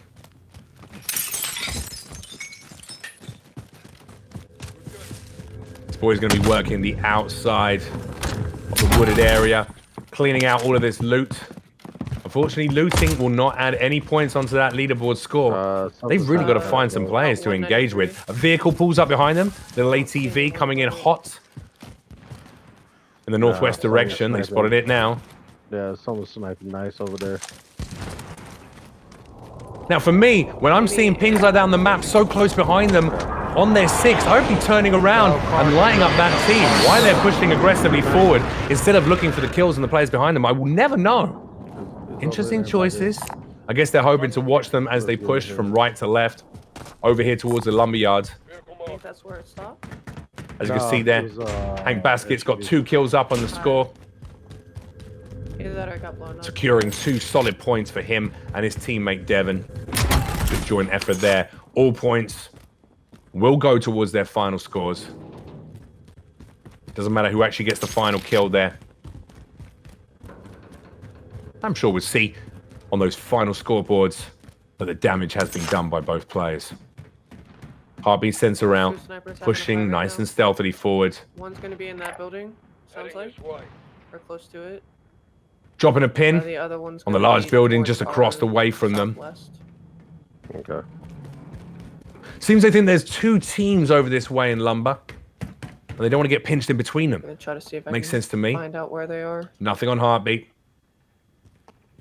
Again, it's such a personal way of playing this game. There's so many close to different blue styles ping, of I play. just There's saw so one. many different ways to do it. Whether you're just going to sit on a rooftop with a sniper Just saw one though. I don't know if it's team. and look for those epic kills across distance. Or whether you want to get a more aggressive pusher class, maybe an MP5 or an MP7, Yeah, that's me. along with the Kilo, the Grau, the M13, the M4, or even a PKM or Bruin. Behind us. All right. I'm moving up into this. Little Seems to be turning their attention now to the players that were behind them a little earlier on. It's about time, but unfortunately, you've already lost sight of their position. This is why I would have kept my eyes so tracked on that position, especially when you get those pings, especially when you get a sign of exactly where someone is. Both players here playing incredibly defensively right now. So be careful.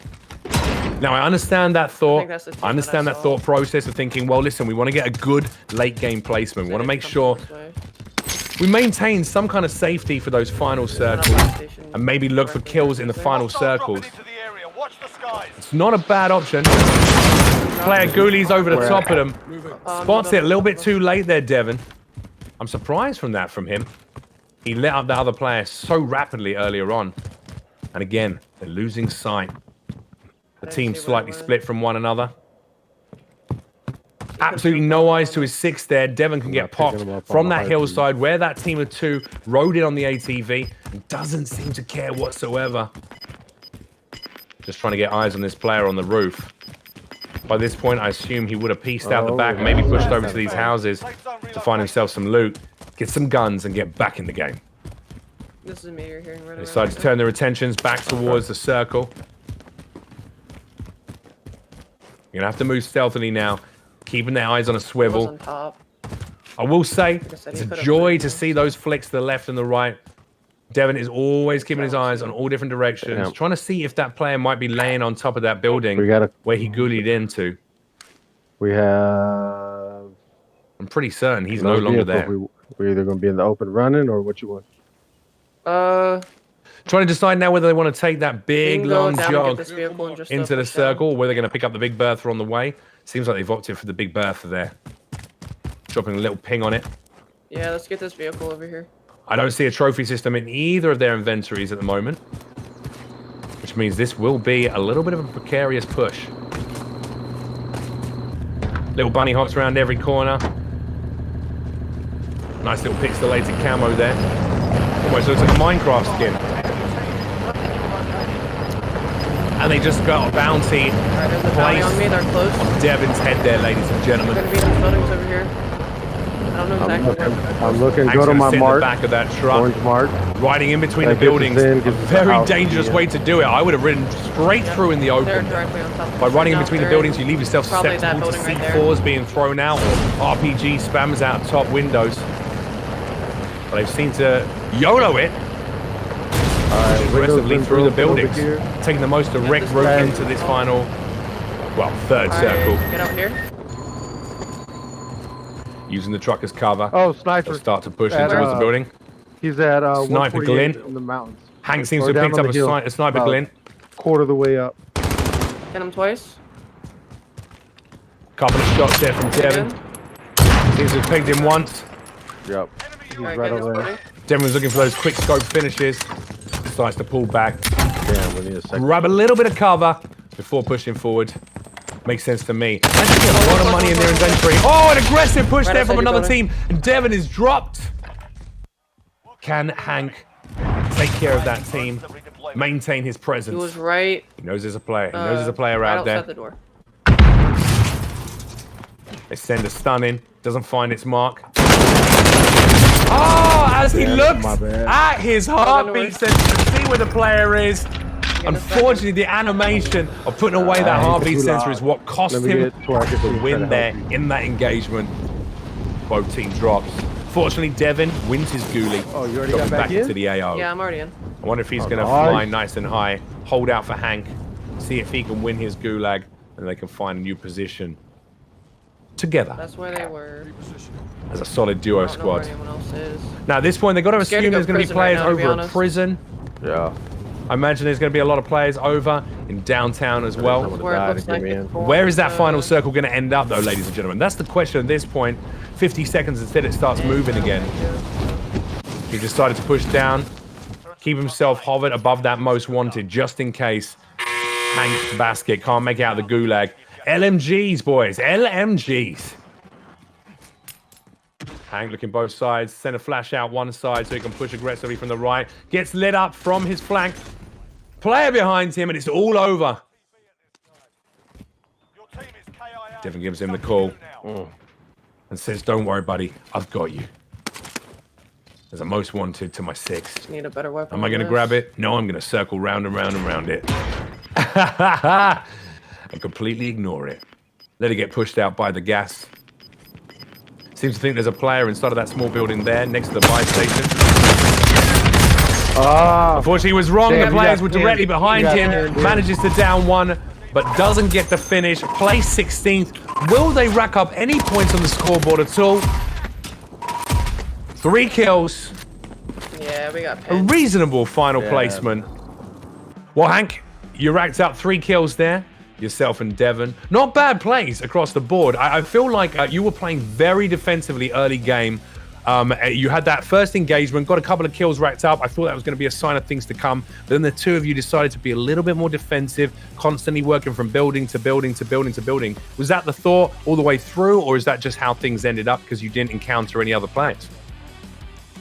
We were talking before the game started, and we definitely decided, like, kind of just like lay back as much as we can, just kind of let the circle go in as we played. But yeah.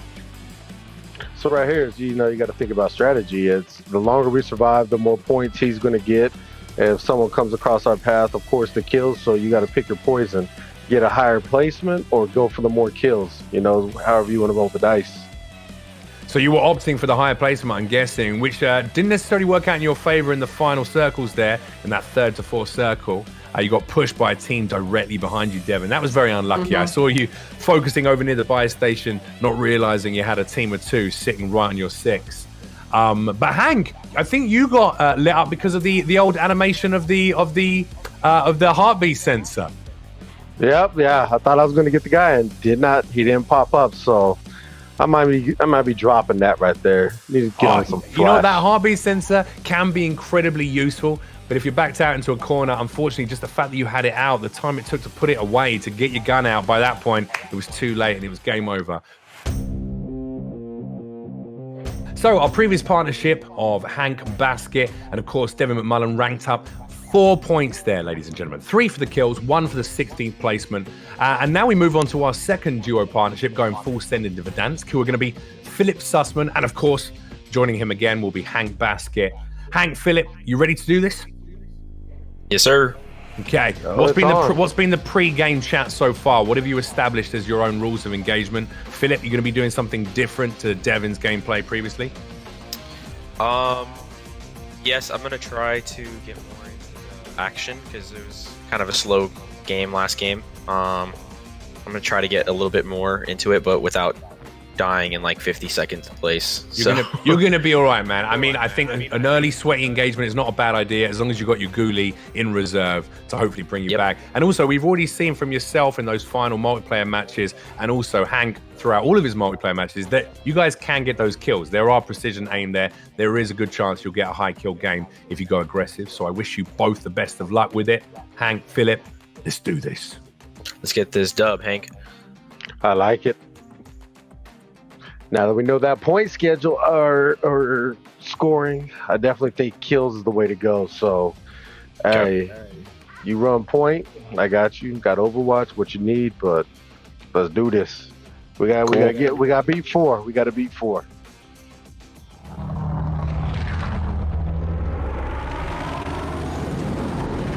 All right, ladies and gentlemen, here we go with round number 2. Philip and Hank dropping hot in the AO, hoping to beat that score of 4 from the previous round with Devin and Hank. Will they be able to do it? Time will tell. Going for a more aggressive gameplay, more early engagements. Let's see where they're going to drop. That really will determine just how sweaty those first engagements are. What about a bit of Ghost Train? No Ghost Train. They're going straight for a Scab. Doesn't look like the sweatiest drop choice. I would have gone directly down to Superstore if you're looking to engage with teams early on. But what do I know about Warzone? Everything. I'm literally in it. Right, I can see at least two other duo squads seem to be heading for a similar area. In fact, they look like they're all going for that scavenger contract straight off the rip. Hank looks like he'll be landing first. Can he get the guns on the roof of the bank there and get an early engagement? Seems like the other two duo teams have pulled back slightly, understanding that they're going to be a little late to the game in terms of pickups and getting those ground loot.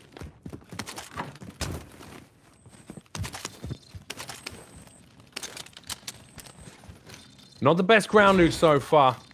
Would be nice to pick up something a little more exciting than the EBR-14 and a Ram 7. Although the Ram really can kick, ladies and gentlemen. If you can account for that recoil and that kickback, that gun really does destroy at close and mid-range. Looks like they're going to be piecing out from that location. Philip seems to have forgotten that he's even got a spare plate in his inventory. Will he play it up? Or will he just hold on to 2 plates for the rest of his life? throwing caution to the wind. Oh, telephone call. That's probably my mum. Someone answer it, for the love of God, for the meme, if nothing else. Answer the phone. Nope, completely ignores the phone. He's just going to let that one ring I don't out. know about the Harvey, man. That guy got in trouble. Oh! I guess we'll never get to know who it was. Oh, get out of here. No, I went to pick up my C4. Yeah.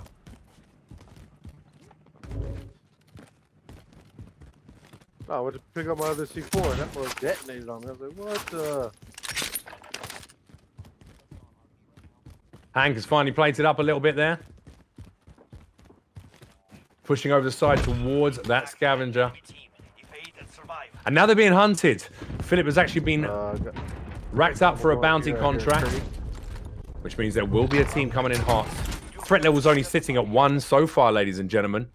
It doesn't mean they need to worry about it just yet. Not just yet. Right, finally. Nice little blue P90 there. Nice bit of ground loot. 50 mag. Let's go get some kills. With absolute laser beam precision. Like Allows you to shred players at close range without care in the world. Love to see them pushing aggressively through these buildings, grabbing as much loot as possible, trying to stack up money. I mean, they currently have almost $20,000. And yet I haven't seen them mark a buy station yet to go and convert that into a decent loadout. Would love to hear some more comms between the two of them.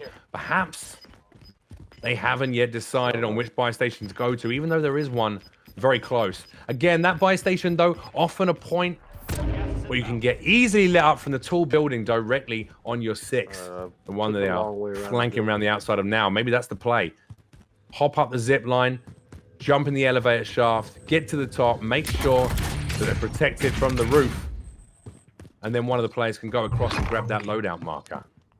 Or no, they're just going to completely ignore the amount of money they have in their inventory.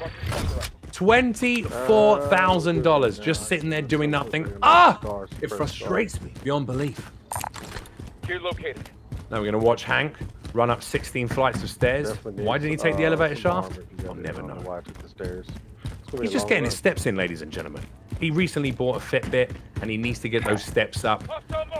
7,000, 7,001, 7,002, 7,003, 7,004. He'll get there. He'll get there. Trying to drop a little bit of that COVID weight, maybe. I got this nice watch I unlocked. Love to see what Phil is up to on the roof there. There we go. He's got some great eyes in the corner. Sees a king contract to his 6. In fact, they are almost flanked by king contracts, both sides. I'm moving. All right. Here's some shots across the way. Is the king being lit up by someone else? Didn't see anything pink on the mini-map. Oh, no, he's above. Flying directly over the buy station. No desire whatsoever to get themselves a decent loadout. And he'll push aggressively into the base of that building where that king contract is sitting on top of. One from below, one from above. Is that the play? Trying to pinch that player in between? May well be. Into the stairwell. Is there a rope going? He's got that SMG. Pack some serious stopping power. Both of them running with SMGs right now. I'm coming up. King contract sitting just 10 meters above him on that heartbeat sensor. So if you go down, I'm right there. Looks like the player may well be in the stairwell, 15 meters directly ahead. Is he right at the top, or is he coming down the stairs towards him? 13.9 meters. Almost feels as if they're both running upstairs. I feel like the king contract might have heard the footsteps below him and is pushing higher up and has yeeted off the side of the building. Strange that he's not actually showing up on the heartbeat sensor. Oh, there he is, 10.8 meters. And he's got Hanks at his 6 now. They're ready to push together. 2 players up on the roof. Yeah, he's on the bottom floor. Just making sure there's no teammates. And only one man to take down. Can they do it? Does this one go? Oh. Has he pushed out through the other stairwell and is making his way back down the building? I think that may well be the case. I won't go down. No. Now will Phil pop off the side, make his way down even faster, and try and pinch that player in between on the stairwell? Or he's going to stay and hold this roof? He went all the way down. After all that big talk at the beginning of the game, ladies and gentlemen, or pre-game, about going for early engagements, trying to get as high kills as possible. Here comes, helicopter. It's strange to see them being so relaxed Enemy soldier incoming. and so defensive in their playstyle.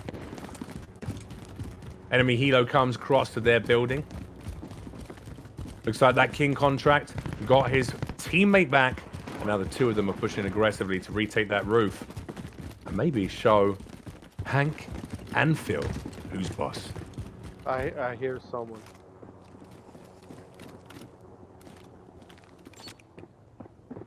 .3 meters. I think that's coming from above. No eyes above them. Alright, you take the X if he comes. And a lovely little kill there. Hank absolutely decimates.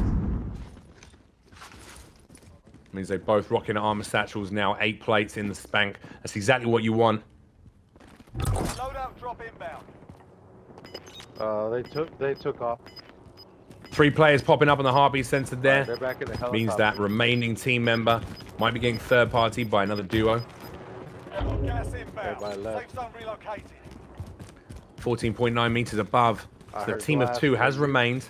Perhaps they picked up Phil and Hank on their heartbeat sensor as well. May well be the case. Drops down a proximity mine. I wouldn't sit that close to it, mate. You will take some residual damage if that gets set off.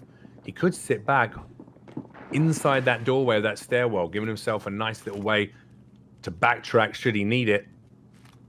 Hasn't looked at that heartbeat monitor for a little while. 1.6 meter. Looks like they're going to be pushed aggressively now into that room.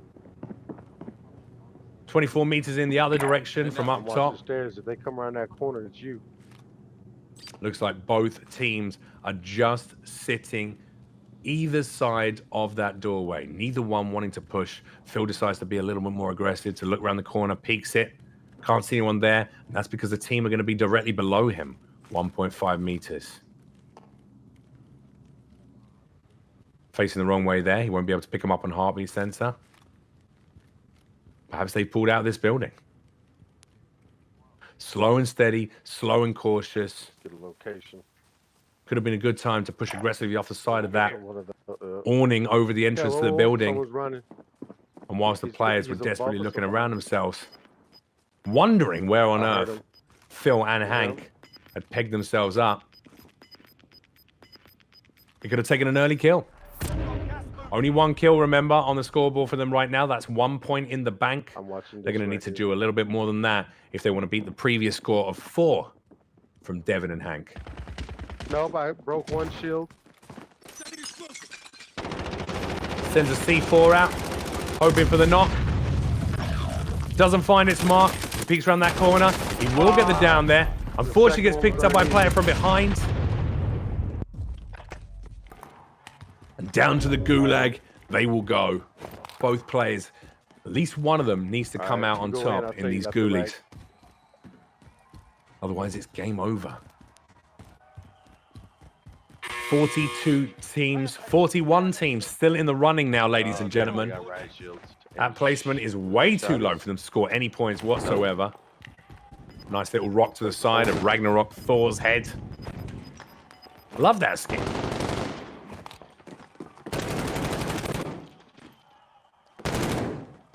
Riot shields are plenty, ladies and gentlemen.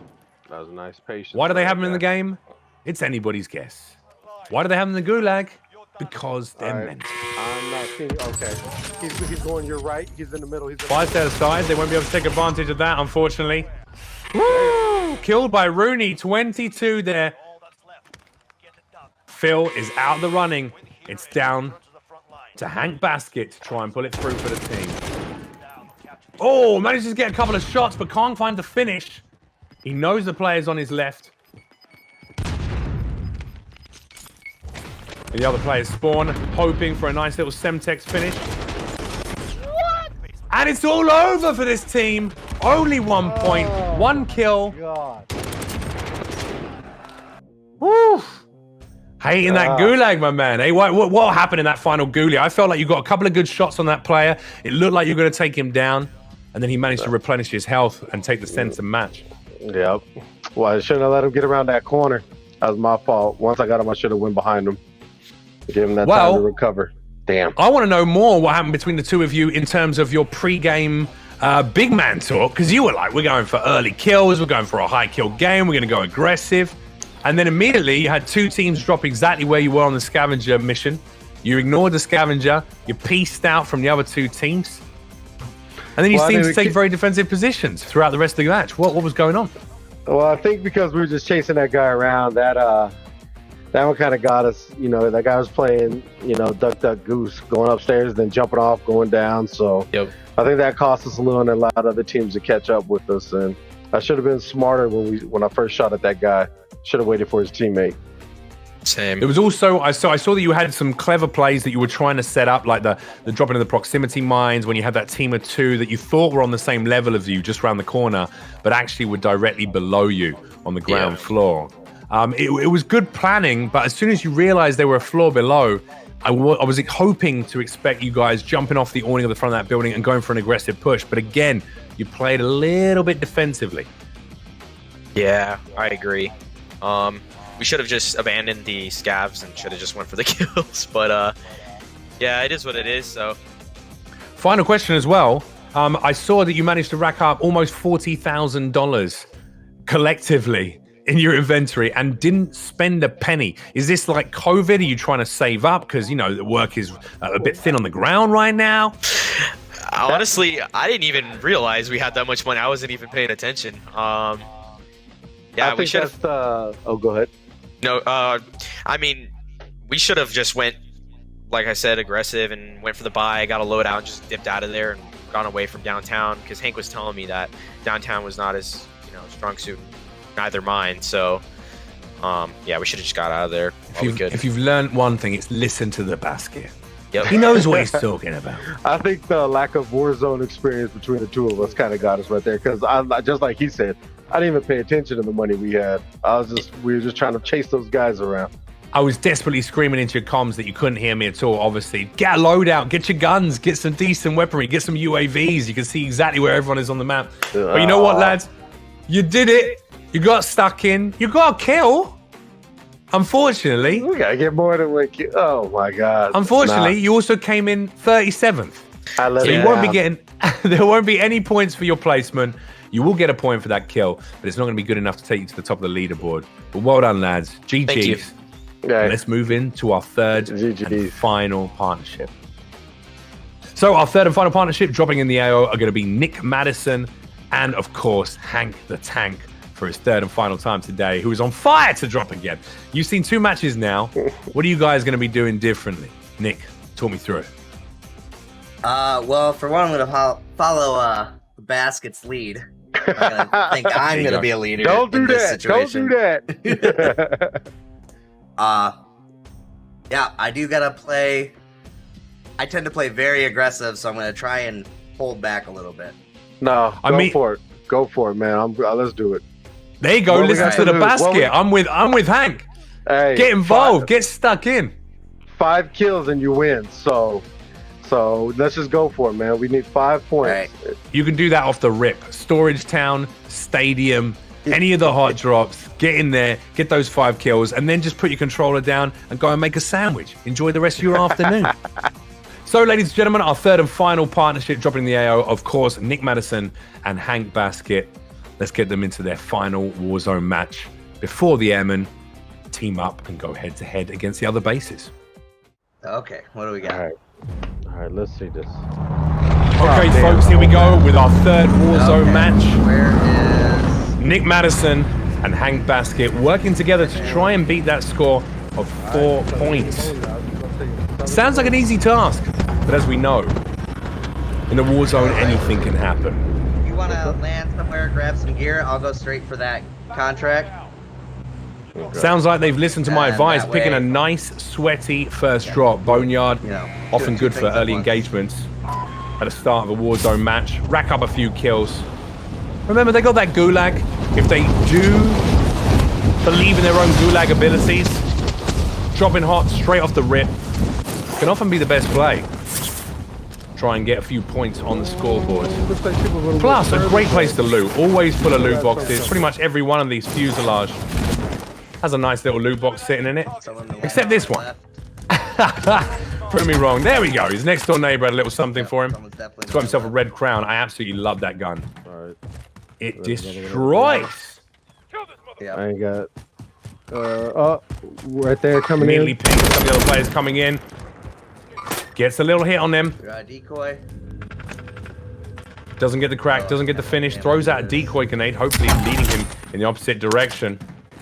Oh, he scared me. Tries to take a little shot at Hank, just to remind him that he's there. Hello, Hank. Here's a bullet. I'll take that. Very confused as to why, after pinging that player and getting one shot on him, there wasn't an aggressive push to finish. Was that you? If anything, focusing on looting up is not going to be the way to get those kills. Fortunately, Hank Basket is a little bit more on his game.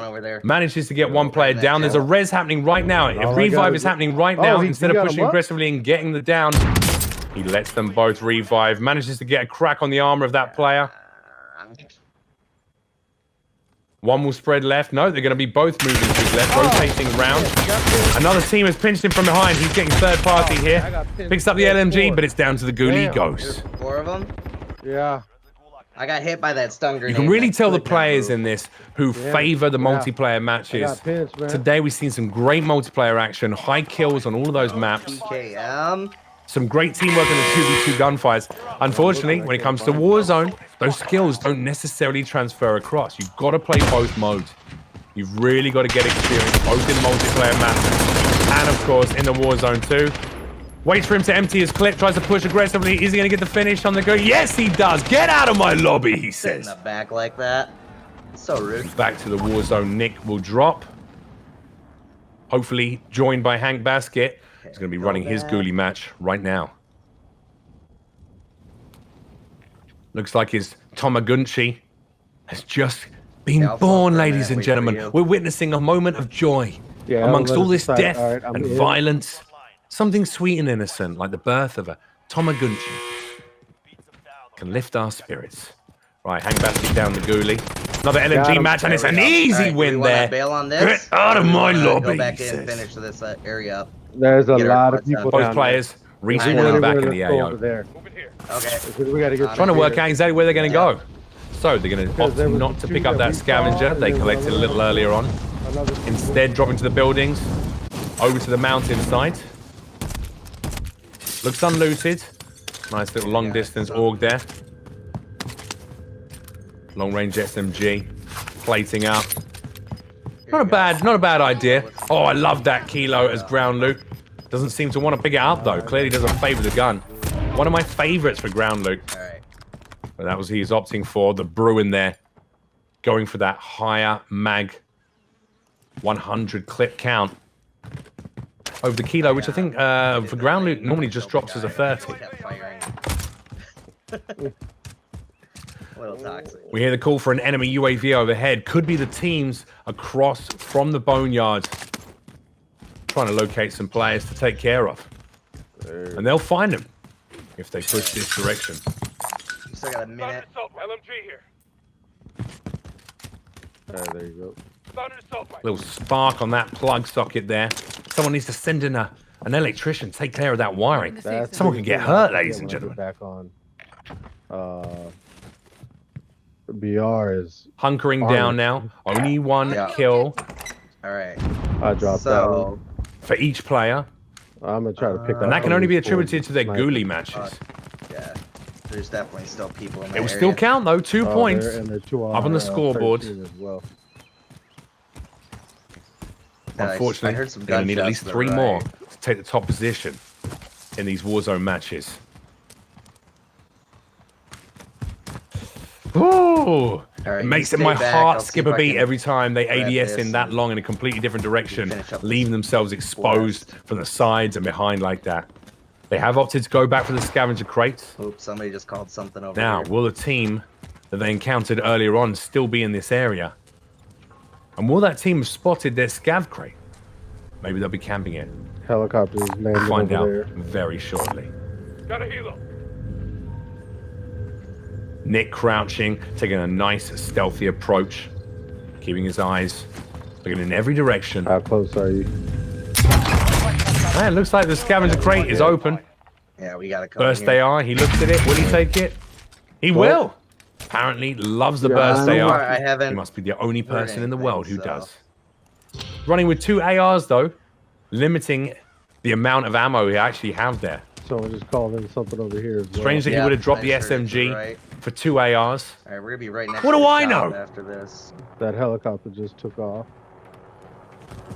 2 of the lads seem a little bit split at the moment. They spot an enemy helo up on the AO. Decide not to engage it. I would have lit that bad boy up. No one gets to fly a bird over me. Enemy team is Except perhaps. They're right on us.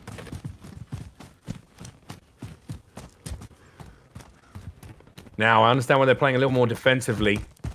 Nick already has a 3 threat level, which means he is being hunted hard by these bounty hunters. Taking a risk, going over this way. No eyes, though. Not able to spot where they are. Maybe not the best time to run out in the open. However, running in that direction has taken the threat level down to 2. And there they are. They have eyes on our boy Nick and Hank. Will they return any fire?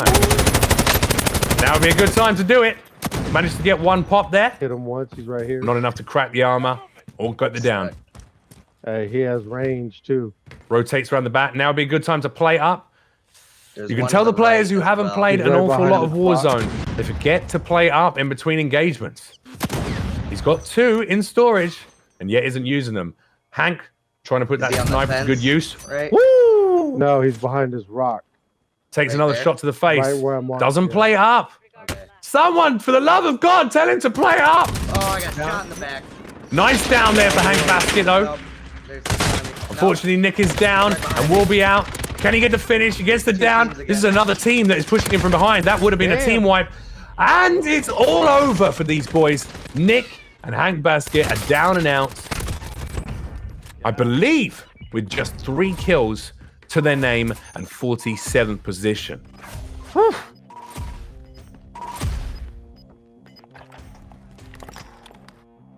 Three kills total. Oh, man.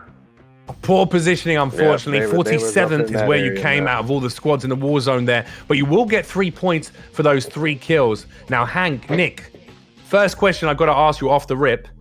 Do you know what armor plates are? Well, we did have them. I just kept getting tapped with them. You know what you know what they are, right? And how to put them on. Because there were about 3 engagements there where you were walking around for at least 20 seconds with absolutely no replating up. It was killing me. It was absolutely killing me. Was that just because you were so focused in, or is this what we're seeing about people who are so used to playing multiplayer that really, if you're playing hardcore, team deathmatch, day in, day out, you just don't ever think about plating up? Yeah, it's a bad habit. Preach right there. What would you have done differently?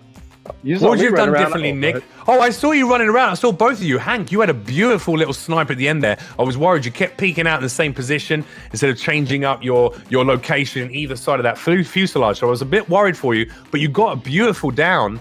And then when Nick took that kill behind him, I was hoping that would be the team wipe, but I think he got pushed by a third party there.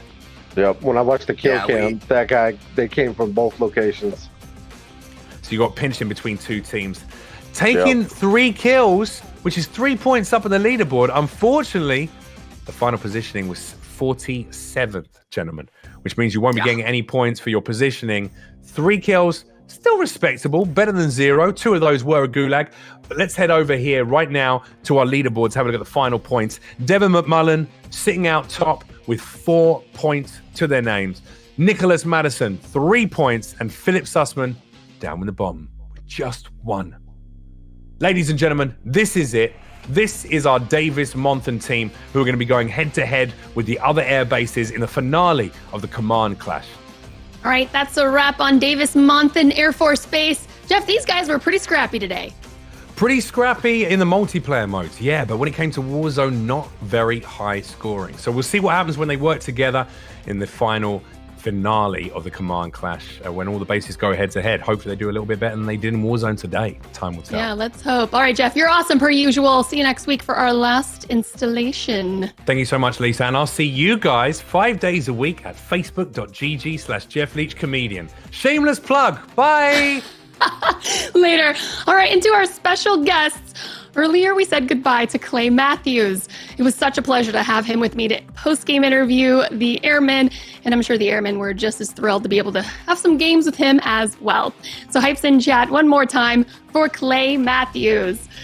Also fragging out with us today, we can't forget the one and only Hank Basket, everybody. Hank, thank you so much for hanging out with us. Any final words for our viewers? Oh, thanks for everybody tuning in. Appreciate what our servicemen and women do. It's an honor to be able to play with them. And Lisa, as always, it's great seeing you again. I miss you now that y'all moved back east, but we'll keep in touch. Yeah, you got to come visit. All right, thank you, man. Stay safe out there. You're fantastic. We'll see you next time. All right, you guys, moving on. Of course, we've got to thank our airmen. Thank you to them. Thank you so much for being here with us today. And we're so grateful for their service. Guys, you're fantastic as well. I mean, come on, this is all for you. And you guys put on a great show. Let's go one by one right here with anything you'd like to say to our viewers. Where can everyone find you? Let's start with you, Nicholas. You can type in my BOOYA on Twitch, YouTube, just about anything. I'm the only one. All right, nice. Same thing for me. My in-game name is my Twitch and YouTube as well, but I'm pretty sure it's a O in the game, but it's a 0 in everything else. So. Alrighty. My name's like the same, Phil the Future for Call of Duty, and you can find me on Instagram and Twitter, I guess, with Philip Sussman, and on Twitch with Titan Sloth. There it is. There you have it. Good job today again, guys, and good luck in the finale. Take care. Thank you. All right, that's all she wrote. Thank you all for watching, and a big thank you to Davis Monthan Air Force Base. Next week, we're heading to our final installation, Joint Base Langley Eustis in Virginia. We'll see you all right here at the same time, same place, every Saturday at 2 p.m. Pacific time. Until then, stay safe. Good night.